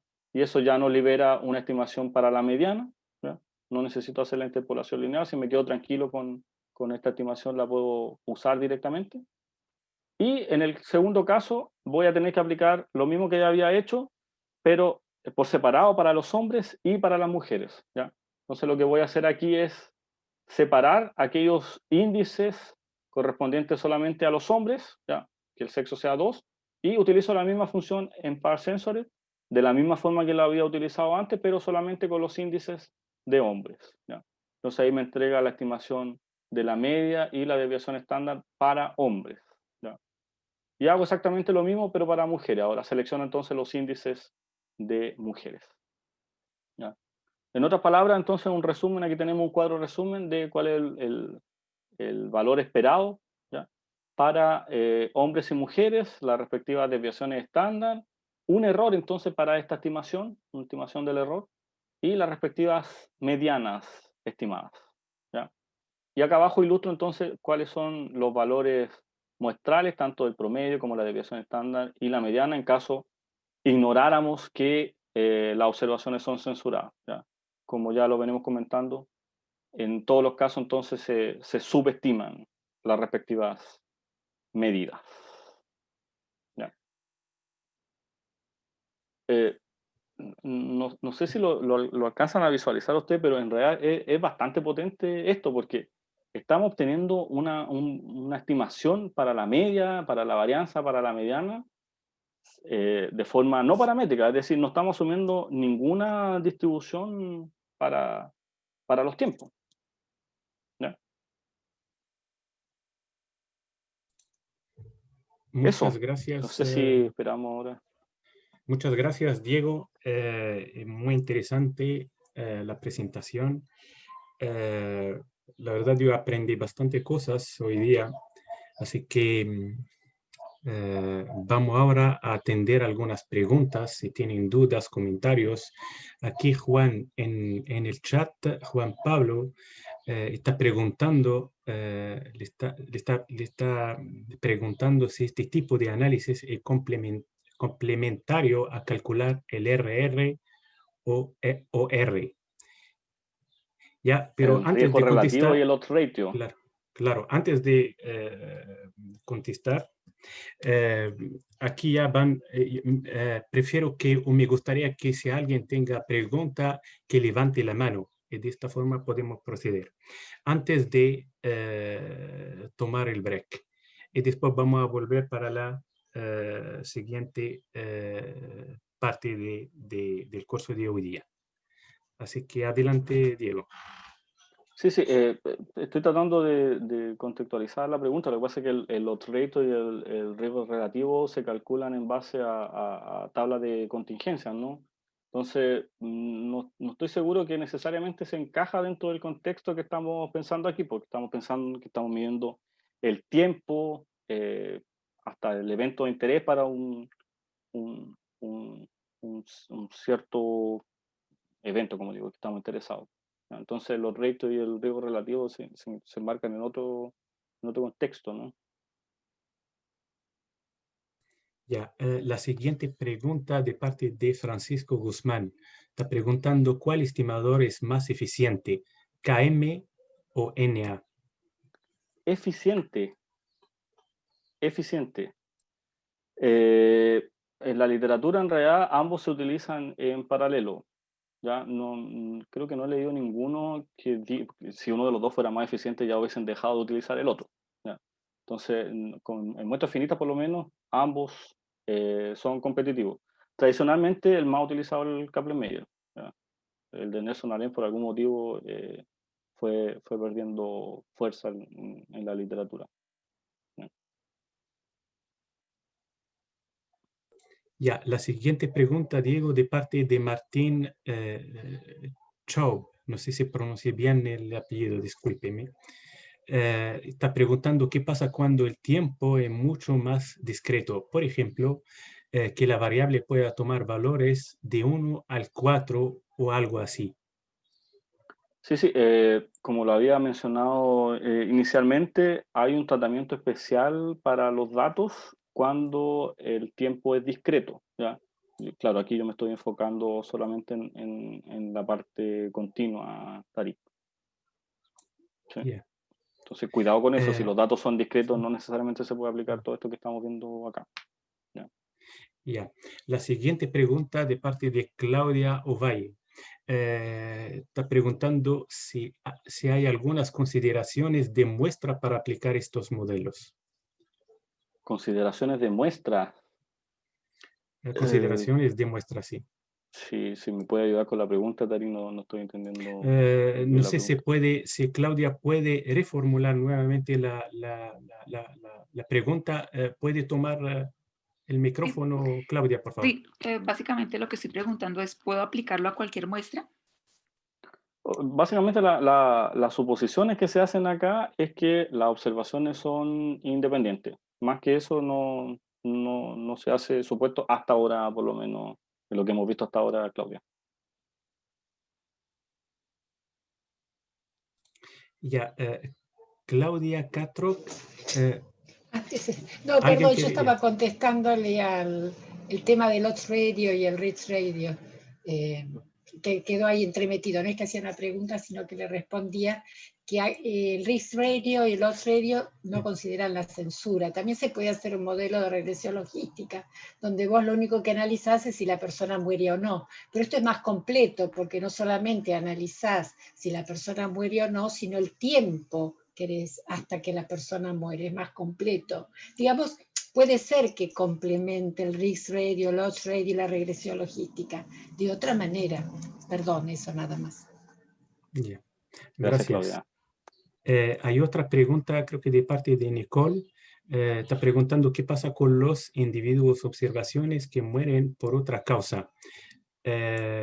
Dice, se consideran en el grupo de censura o se eliminan del grupo de estudio. Censura. Todo lo que sea atribuible a cualquier otro evento que no sea el evento de interés se considera como censura. Ya, gracias, Diego. Estoy viendo el chat si hay más preguntas. La verdad, no puedo identificar si preguntas porque no viene con la punto de interrogación, así que... Ok. ¿Algún sí. saludito por ahí? Nada. Aquí, aquí hay otra pregunta de Alguien levantó la parte mano, me de... parece. ¿Ah, sí? Yo no veo a nadie levantando la mano. María Sí, tiene Quinte. razón. Sí. Yo no veo el chat, pero Adelante, María. veo las camaritas aquí. Sí, tiene razón. Gracias por la presentación, me gusta mucho este tema y de hecho también lo estoy estudiando. Lo que se me ha complicado bastante, por ejemplo, en un trabajo que hicimos en la U, de posgrado, es censura por la izquierda. Pero, por ejemplo, tengo un dataset en donde yo tengo que definir la censura. Tengo un tiempo de observación donde tengo mi tiempo de inicio y término, y de acuerdo a eso saca la censura dependiendo del evento que yo voy a estudiar. Ahí me confundo un poco en armar esta censura. ¿Qué me recomendarías? Pero censura a la izquierda no... Por la izquierda. Por la Sí, derecha pero sí, porque después de los tiempos de observación lo considero todo como una censura por la derecha, pero censura por la izquierda me confundo bastante, no sé cómo armarla. sí, es que es la misma idea de la derecha. Pues. Tienes que pensar que entonces todos los tiempos que están antes de un cierto evento que no es lo que a ti te interesa, todo lo que esté antes entonces va a estar censurado. Vale. No sé si me das más detalle porque así es un poco complejo. No, más que nada nosotros estamos estimando el tiempo de sobrevivencia de que una persona pueda dejar de cotizar en el seguro de cesantía. ¿Ya? Entonces ahí tomamos un tiempo de observación de 5 años, pero la censura por la izquierda no la pudimos trabajar, solamente tuvimos censura por la derecha. pucha, María, si quieres me escribe un Ya, vale. correo, lo seguimos hablando, pero no. Bueno, ok. Sí, sí, que es un poco complejo. Ya. Jorge, creo que tiene una pregunta, ¿no? Sí, Diego, hola. Sí. No Bueno, muy difícil, Jorge, es muy difícil. felicitarte primero por la presentación, la verdad que es bastante clara y bien didáctica. Y mi pregunta en realidad es porque en general las personas tienden, como escribí ahí, a confundir los modelos censurados con los modelos truncados. Entonces, quería ver si tú podías dar alguna, como en general, digamos, cuál es la diferencia para que los oyentes ahí puedan conocer la diferencia entre los dos modelos. Sí, sí. Bueno, por lo menos en relación al tiempo es difícil confundirse en ambos, porque los tiempos siempre van a ser censurados, no truncados, ¿no? Ahora, el término truncación se da en un contexto que es un poco más general. Pensemos que no, estamos midiendo algo, pero que no necesariamente el tiempo, ¿ya? Pensemos el típico caso, un telescopio, por ejemplo. Entonces, el telescopio, tú te vas a poner a mirar con el telescopio y vas a comenzar a medir distancias de estrellas, ¿ya? Entonces va a decir, estrella 1 está a tal distancia, estrella 2 tal distancia. Pero resulta que el telescopio tiene un cierto alcance solamente. Tiene un cierto alcance, ¿ya? Entonces, todas las observaciones que tú tengas van a estar dentro del radio de alcance de tu telescopio, ¿ya? Y vas a tener observación, evidentemente hay observaciones más allá del alcance del telescopio, ¿ya? Si fuera 100 años luz, por ejemplo. Pero ninguna de las observaciones que estén más allá de los 100 años luz, tú las vas a registrar en la muestra, porque no tienes cómo registrarlas, ¿ya? Entonces, ese es un caso de observaciones truncadas, que se llaman, cuando entonces, debido a la problemática misma del contexto, todas las observaciones que tú tienes van a estar en un rango dado, ¿ya?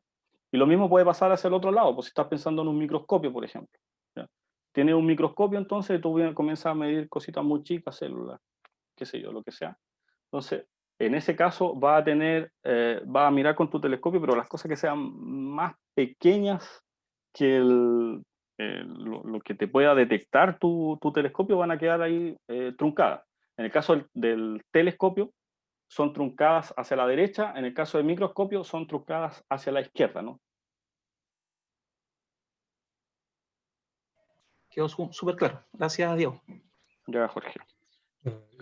Gracias, Diego. Vamos a pasar al break de 10 minutos, perdón, y vamos a retomar a las 7:30. ¿Le parece, Diego, o necesita más tiempo? Perfecto, no, 10 minutos está bien, Tarik. Sí, yo creo que la segunda tanda va a ser un poquito más corta. Espero. Ya, perfecto. Ya, listo. Sí, gracias. Nos Ok, vemos gracias. más ratito. Gracias.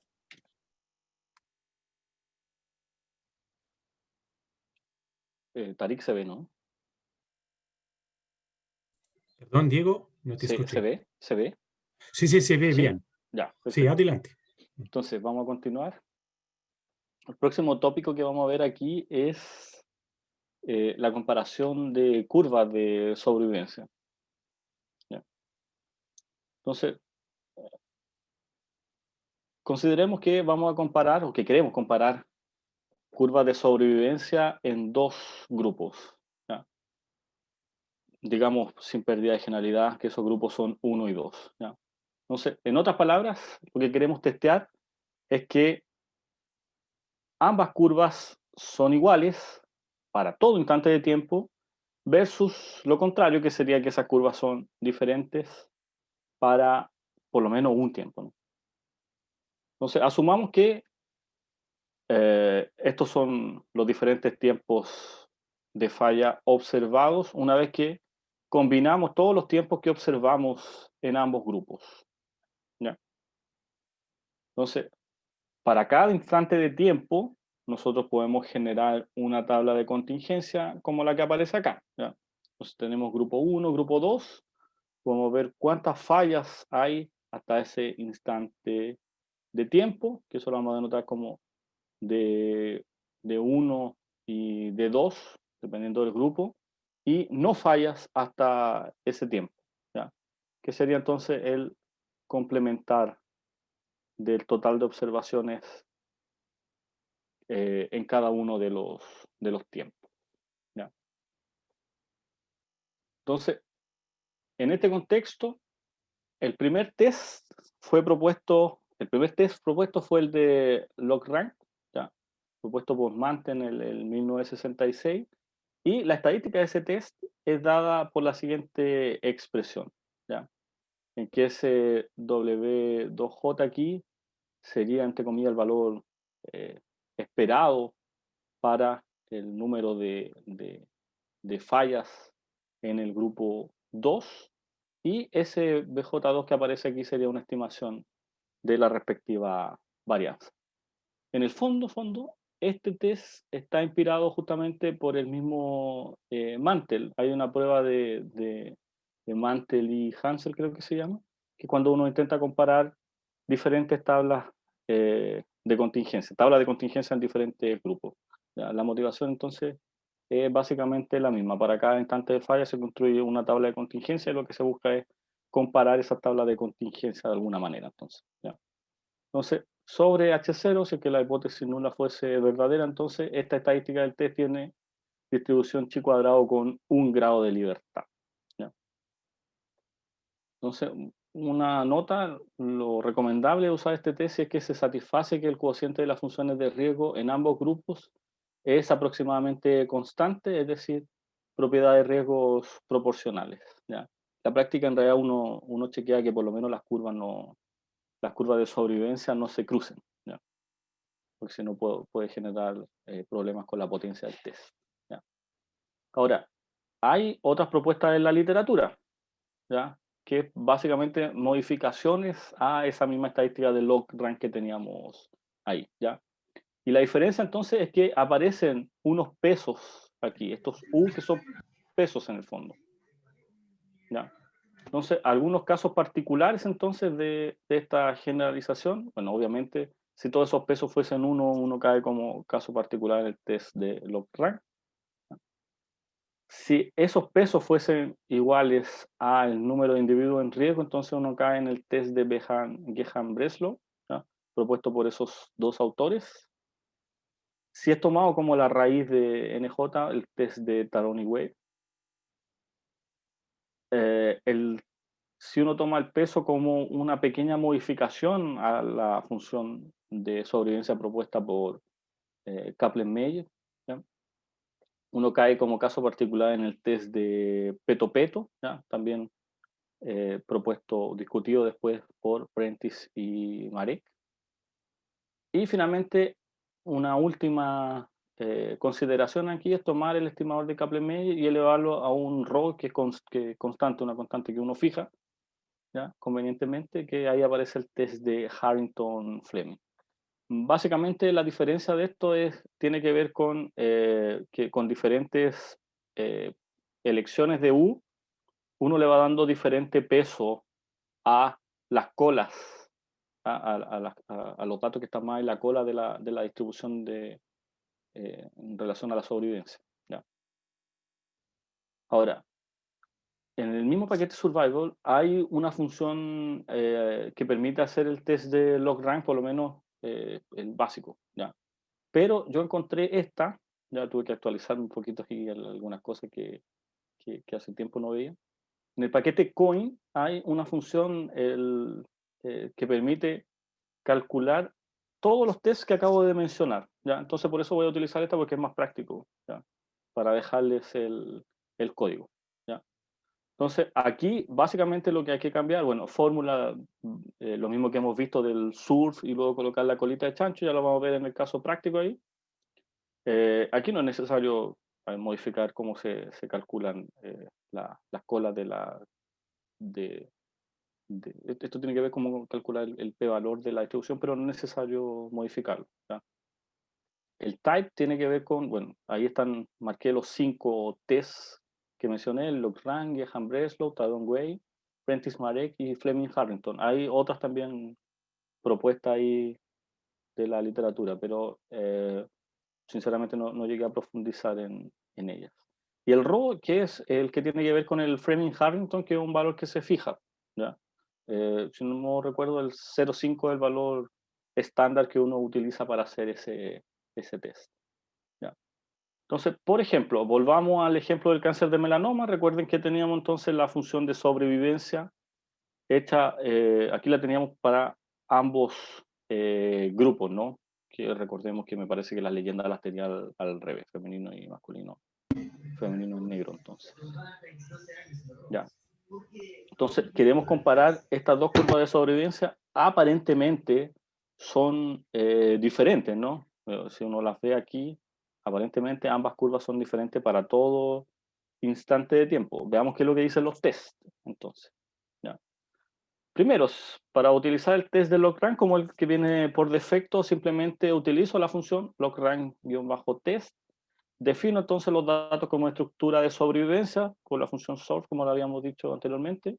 Colita de chancho, y aquí sí que es importante colocar, independiente de que la variable ya sea categórica, ya sea 0 o 1, por ejemplo, es necesario colocar el as.factor para que el R reconozca que estos son factores. ¿Ya? Entonces, por defecto, este es el test de logrank. ¿Ya? Y ahí entrega la estadística del test y el respectivo p-valor. ¿Ya? Si queremos calcular el test de Taron y Way, por ejemplo, hacemos exactamente lo mismo de antes, solo que ahora vamos a agregar aquí el coma y colocamos el type, Taron y Way. ¿Ya? P-valor pequeño nuevamente, después los voy a colocar todo en una tabla para que los comparemos. Y por último el de Fleming-Harrington, simplemente cambiando el tipo. ¿Ya? Esto es simplemente colocar algunas de las opciones que discutí en el slide anterior. Solo que en este caso hay que especificar también el RO. El tradicional aquí es 0,5, pero hay otros valores propuestos en la literatura. Diferentes valores de RO generan diferentes tests. ¿Ya? Entonces, resumiendo todos esos tests aquí en la tabla, no todos están aquí en el slide, pero están todos en los códigos que después voy a disponibilizar para ustedes. ¿Ya? Entonces, en este caso, note que todos los tests rechazan la hipótesis de igualdad usando un 5% de significación, porque todos los p-valores son menores que 0,05. Sin embargo, si usáramos solamente un 1% de significación, hay dos tests aquí, que son el test de Log-Rank y el de Fleming-Harrington, ¿ya? Que no estarían rechazando con ese nivel de significación. ¿Ya? En la práctica lo que uno hace es utilizar diferentes tests y en base a eso tomar la decisión, ¿no? Yo, si me preguntan a mí, por ejemplo, en este caso yo rechazaría la hipótesis nula con cualquier nivel de significación. ¿No?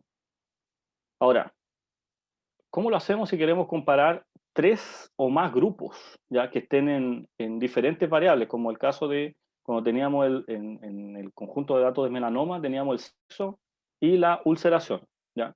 Ya vimos que el estimador de Kaplan-Meier lo podíamos calcular simplemente poniendo la colita de chancho, sexo 1 más ulceración, ¿no? Y eso nos generaba entonces estas curvas de sobrevivencia que aparentemente son diferentes. Puede que a lo mejor hayan algunas más parecidas, como la rojo y azul aquí, pero si uno lo ve de manera global, entonces uno tendería a pensar que hay que rechazar la hipótesis de igualdad aquí de las curvas de sobrevivencia, ¿no?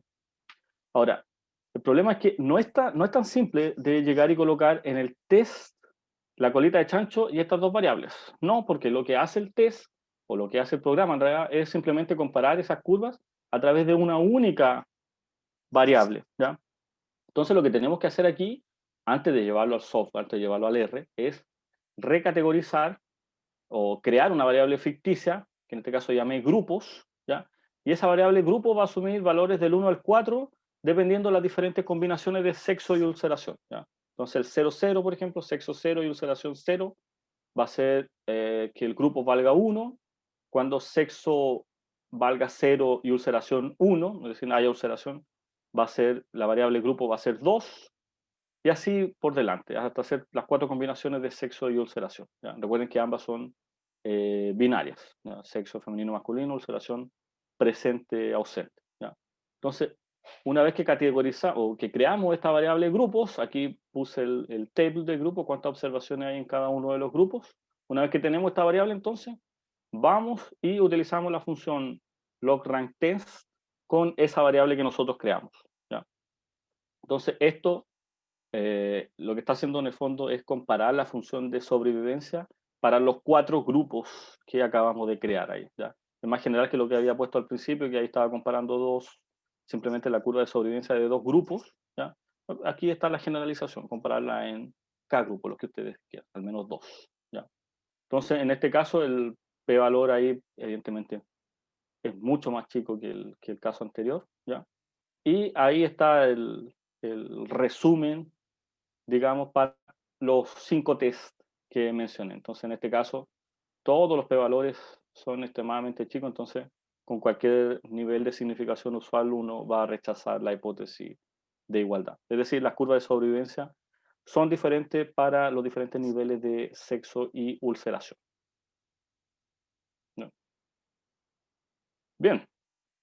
Vamos a pavimentar un poco el camino para la segunda parte del curso, que tiene que ver ya con estructuras de regresión. Y para eso entonces vamos a ver algunos modelos paramétricos, ¿ya? El más tradicional, modelo Weibull, ¿ya? Hay que tener cuidado porque en la literatura hay muchísimas parametrizaciones en relación al modelo Weibull, ¿ya? Y yo, en particular, me voy a enfocar en esta parametrización que está basada en el parámetro alfa, que es de escala, y el parámetro gamma, que es de forma, ¿ya? En realidad no tengo mucha justificación de por qué decir que esta es la parametrización que voy a utilizar, sino hasta que vean la parte 2 del minicurso, que ahí van a entender. Por eso utilizo esa parametrización, ¿ya? Ahora, la vamos a denotar como simplemente Wei con esos 2 parámetros.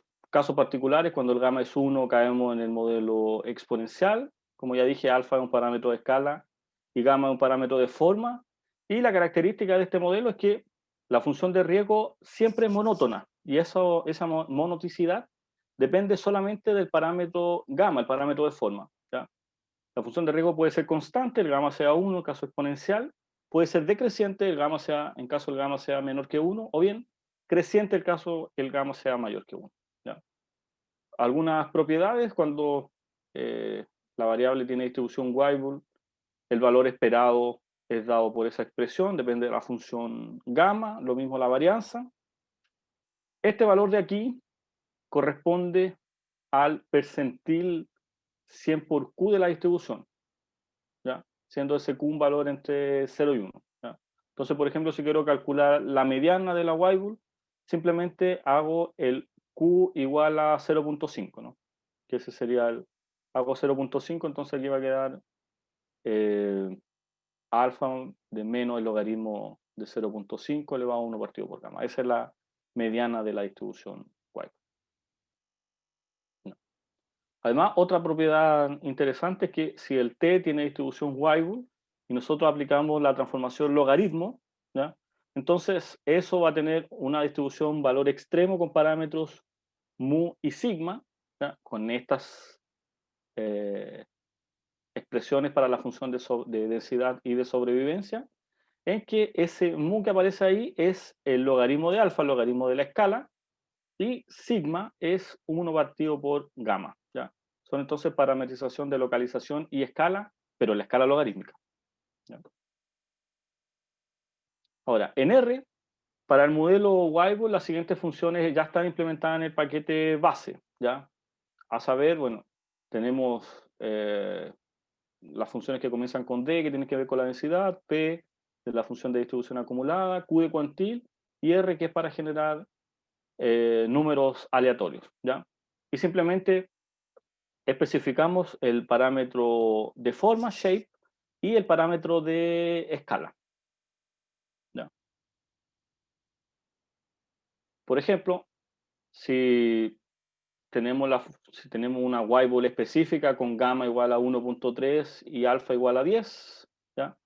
Y queremos calcular la función de distribución acumulada en los tiempos 1, 3 y 5, simplemente hacemos p-Weibull, vectorizamos esos 3 valores, 1, 3 y 5, con los respectivos parámetros de forma y escala, ¿ya? Y eso ya nos entrega un vector con las respectivas acumuladas, ¿ya? Por lo mismo, si es que en vez de la función de distribución acumulada necesito la función de sobrevivencia, puedo usar básicamente el mismo comando, solo que necesito agregar ahí el lower.tail igual a false. ¿Ya? Que por defecto esto viene en true y ahí calcula la acumulada. Son el complementar, ¿no? Uno del otro. Ahora, la función de riesgo y de riesgo acumulada no están implementadas en R directamente, pero en base a las funciones anteriores uno las puede implementar de forma más o menos simple. Entonces, siguiendo más o menos la notación que he utilizado, voy a crear esta función hWhile y h mayúscula while, que van a ser las funciones de riesgo y riesgo acumulada en caso alguien en algún contexto necesitara evaluarlo. ¿Ya? Y siguiendo exactamente la misma estandarización o uso de las funciones base. ¿No? Entonces, aquí podemos ver gráficos de la curva de densidad de la Weibull con ciertos valores, fijando la escala en 1 y haciendo variar la forma. ¿Ya? Entonces, noten que aquí la función de densidad es creciente hasta un cierto punto y luego decrece cuando el gamma es mayor que 1 y cuando el gamma es menor o igual que 1, que son las curvas en rojo y en negro, la función de densidad es estrictamente decreciente, similar a la exponencial, que es el caso rojo, y la curva en negro, que no es la exponencial, pero tiene una forma similar a la exponencial en ese sentido. ¿No? Análogamente, si queremos graficar la función de riesgo del modelo Weibull, con esa función que acabé de crear ahí, basta simplemente con colocar ese comando. Y aquí viene una serie de comandos gráficos que tienen que ver con las leyendas y todo eso. Pero todo va a estar en el código. ¿Ya? Entonces, como habíamos dicho, cuando el parámetro de forma, el gamma es 1, esta función de riesgo es constante, cuando la función, la que está en rojo, ¿no?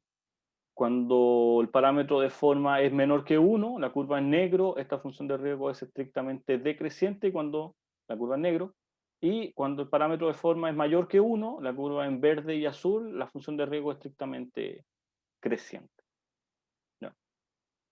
La distribución log normal también es bastante utilizada dentro del contexto de sobrevivencia. Aquí tenemos las funciones de densidad, de sobrevivencia y de riesgo, que en este caso no tiene sentido volver a escribir estas expresiones, no se obtiene mayor ganancia, ¿no? Y la ventaja es que en este caso sigma es directamente un parámetro de escala en esta misma, no necesito hacer la transformación para obtener un parámetro de escala, y mu es un parámetro de localización en este caso. ¿No? Esta función de riesgo siempre es no monótona, ¿ya? Es decir, es creciente hasta un valor máximo y luego decrece. Y cuando aplicamos la transformación logaritmo a una variable que se distribuye log normal, uno cae en la distribución normal, ¿no? Esto es algo, un resultado bien conocido, ¿ya? Pero que va a ser muy útil, insisto, para la parte de regresión, la segunda parte del curso. ¿Ya? Algunas características de la distribución log normal: el valor esperado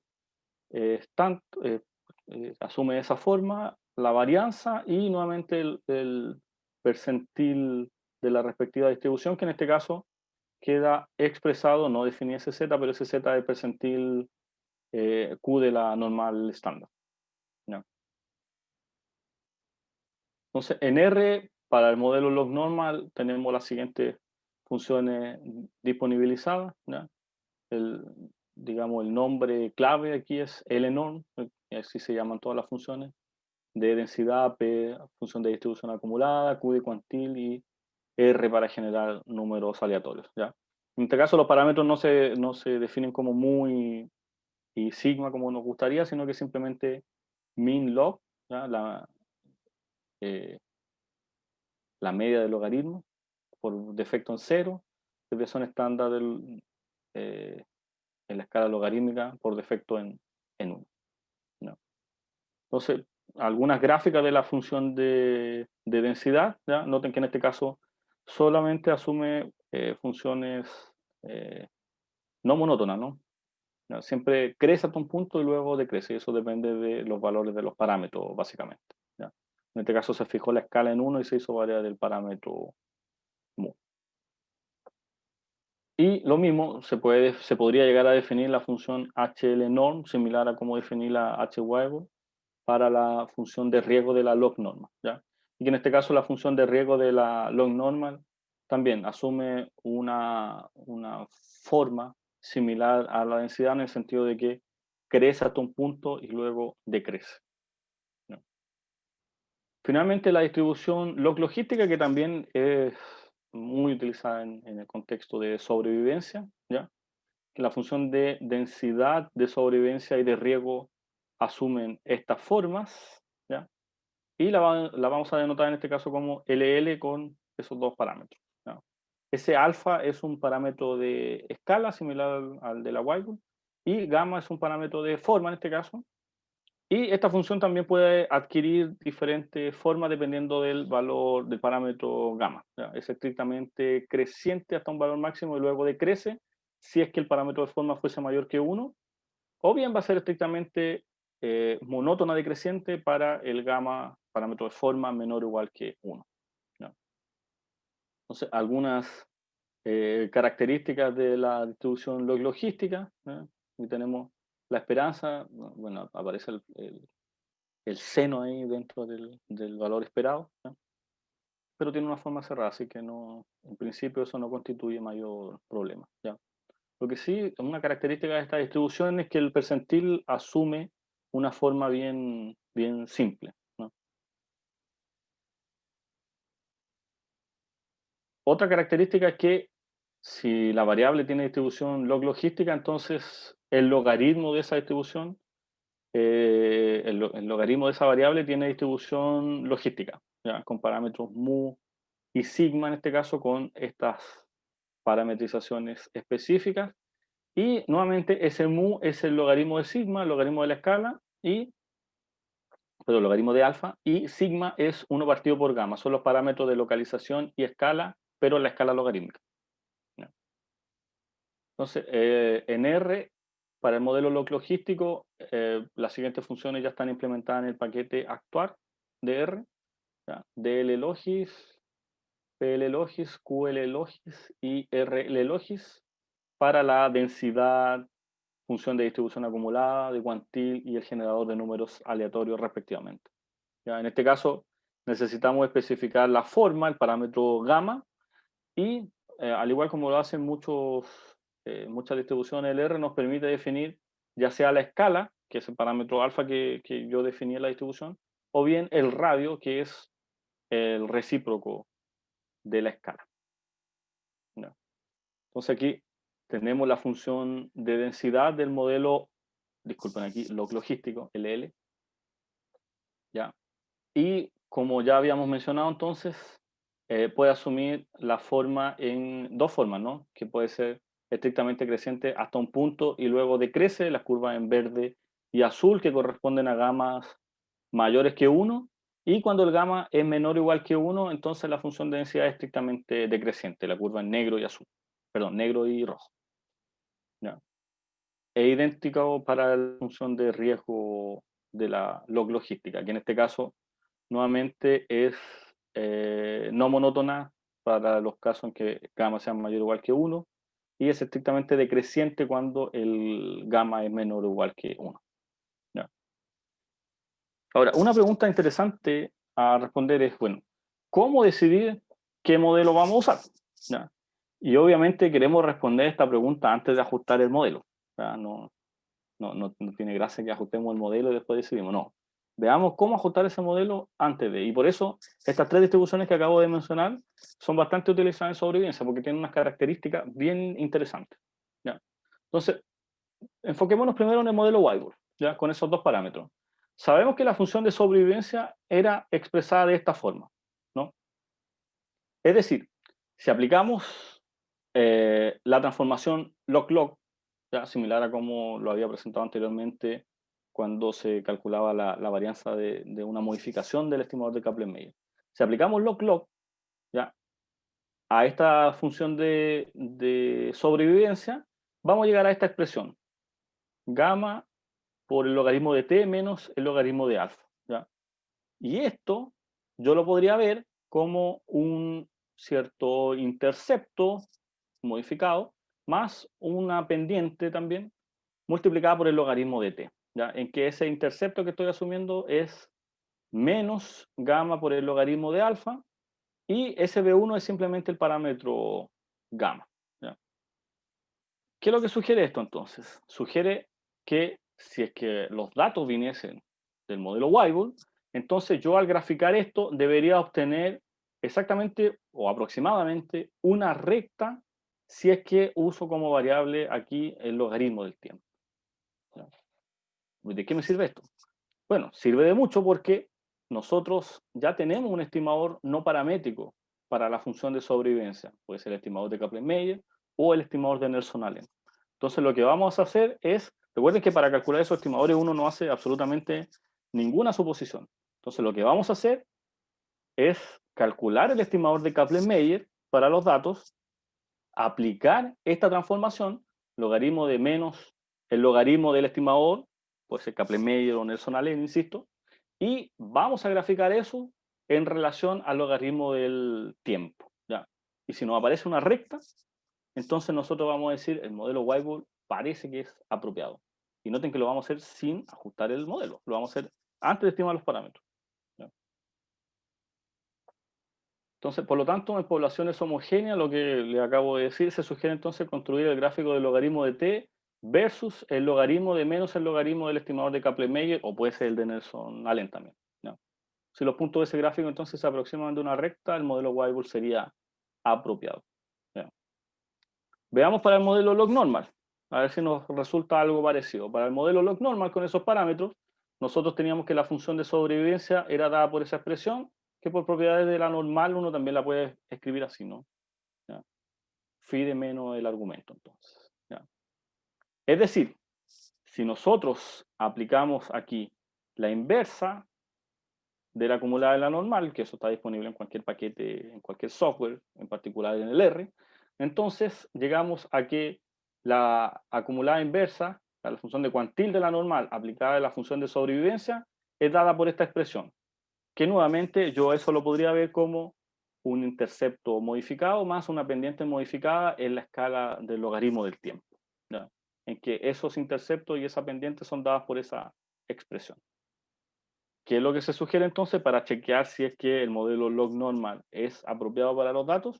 Bueno, se sugiere entonces construir el gráfico del logaritmo versus la acumulada inversa de la normal estándar, evaluada en el estimador de Kaplan-Meier. Si los puntos de ese gráfico se aproximan de una recta, entonces el modelo log normal sería apropiado, ¿ya?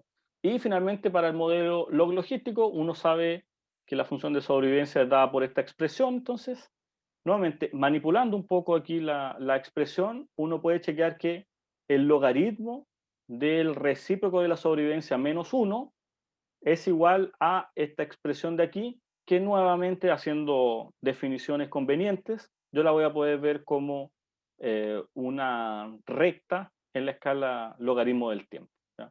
Entonces, en este caso en particular, lo que se sugiere entonces es construir el gráfico del logaritmo del tiempo versus el logaritmo del recíproco del Kaplan-Meier menos 1, ¿ya?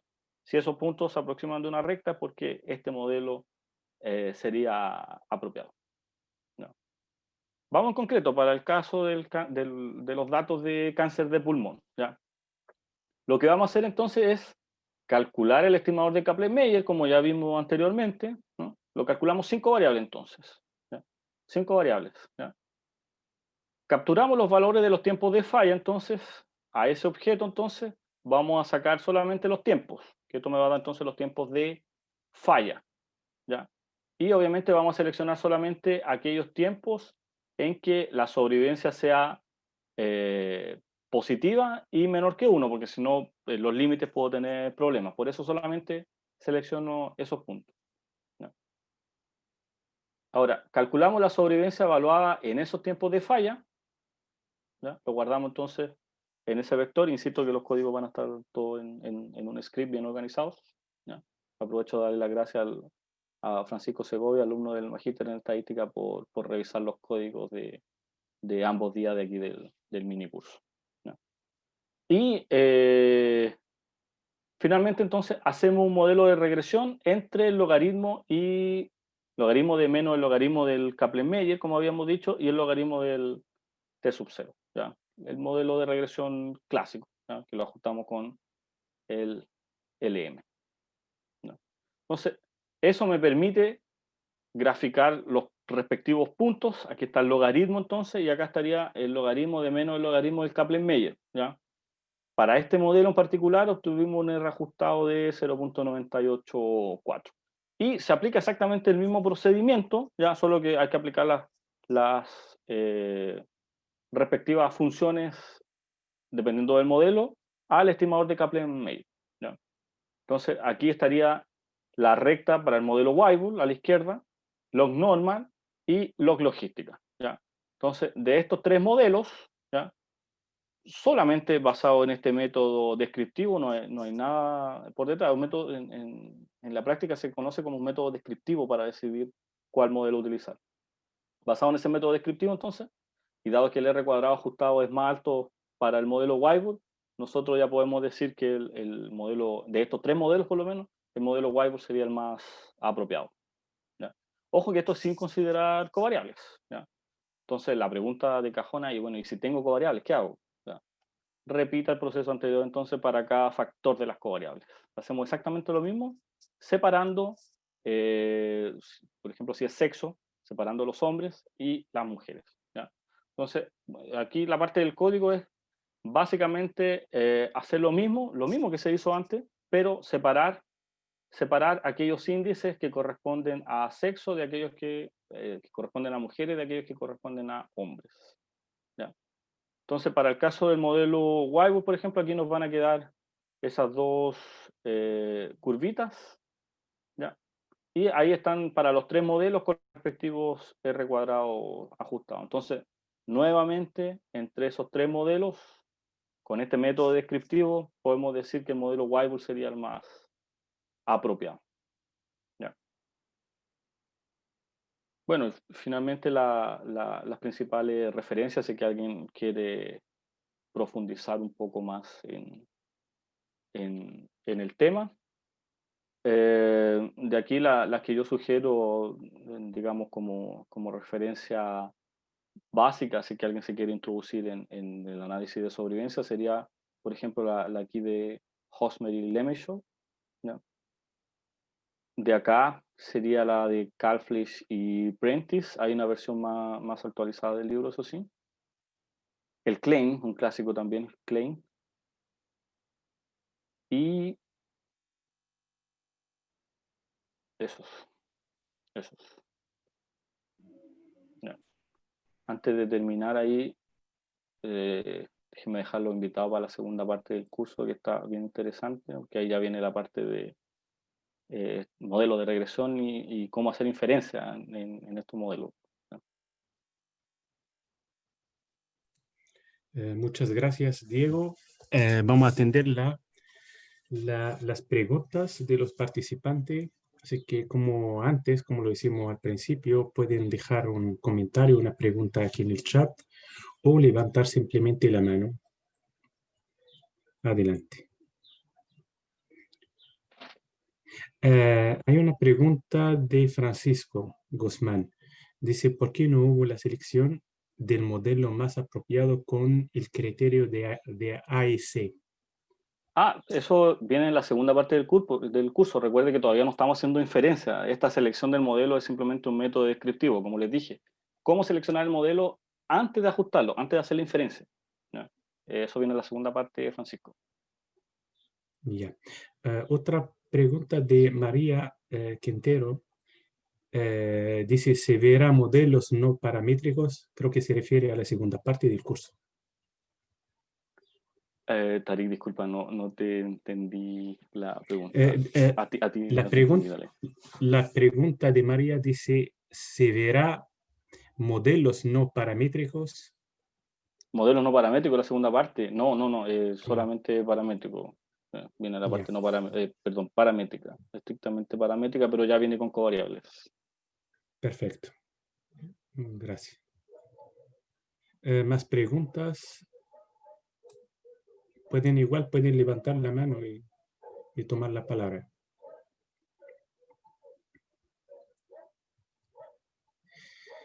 Sí, respecto a Ya. los códigos, Tarik, no sé Sí. cómo lo hacemos ahí. Allá lo vamos es decir, va a tomar contacto con el comité de la SOCHE y allá lo van a, ellos van a, creo que, subirlo allá en la página de la SOCHE. Ya, perfecto. Sí, creo que se hace de esta forma. No sé si no tienen más palabras, no sé si dijo Jorge o otros, no sé, del comité o de la dirección, si quieren agregar algo. Sí, Si no, no, yo sí, más que nada agradecer por esta primera jornada, Diego, y me sumo también a los buenos comentarios de todos, que el curso estaba muy bueno y muy claro, así que agradecido, Diego, por esta primera jornada, y dejar invitado también a los asistentes el día viernes a las 6 de la tarde a la segunda patita, digamos, de este curso. Muchas gracias, Diego. Gracias, Jorge. Sí, la segunda parte del curso tiene exactamente el mismo esquema, ¿no? Que se va viendo un poco de la teoría y combinándolo ahí directamente con el software. el curso, Diego, en parte era el día viernes a las 6, ¿cierto? Sí, correcto. Yo Perfecto. creo que el viernes va a ser un poco más corto, Dari. No sé, 7:15, a lo mejor ni siquiera vamos a necesitar hacer un break en esa parte. Ya, perfecto. Ya, estimados, muchas gracias. Gracias a Diego por la presentación, fue muy interesante. Creo que nos vemos el día viernes a las 6. Perfecto, Tarif. Ok, Que estén bien, muchas gracias. cuídense. Buen día. Gracias. Gracias.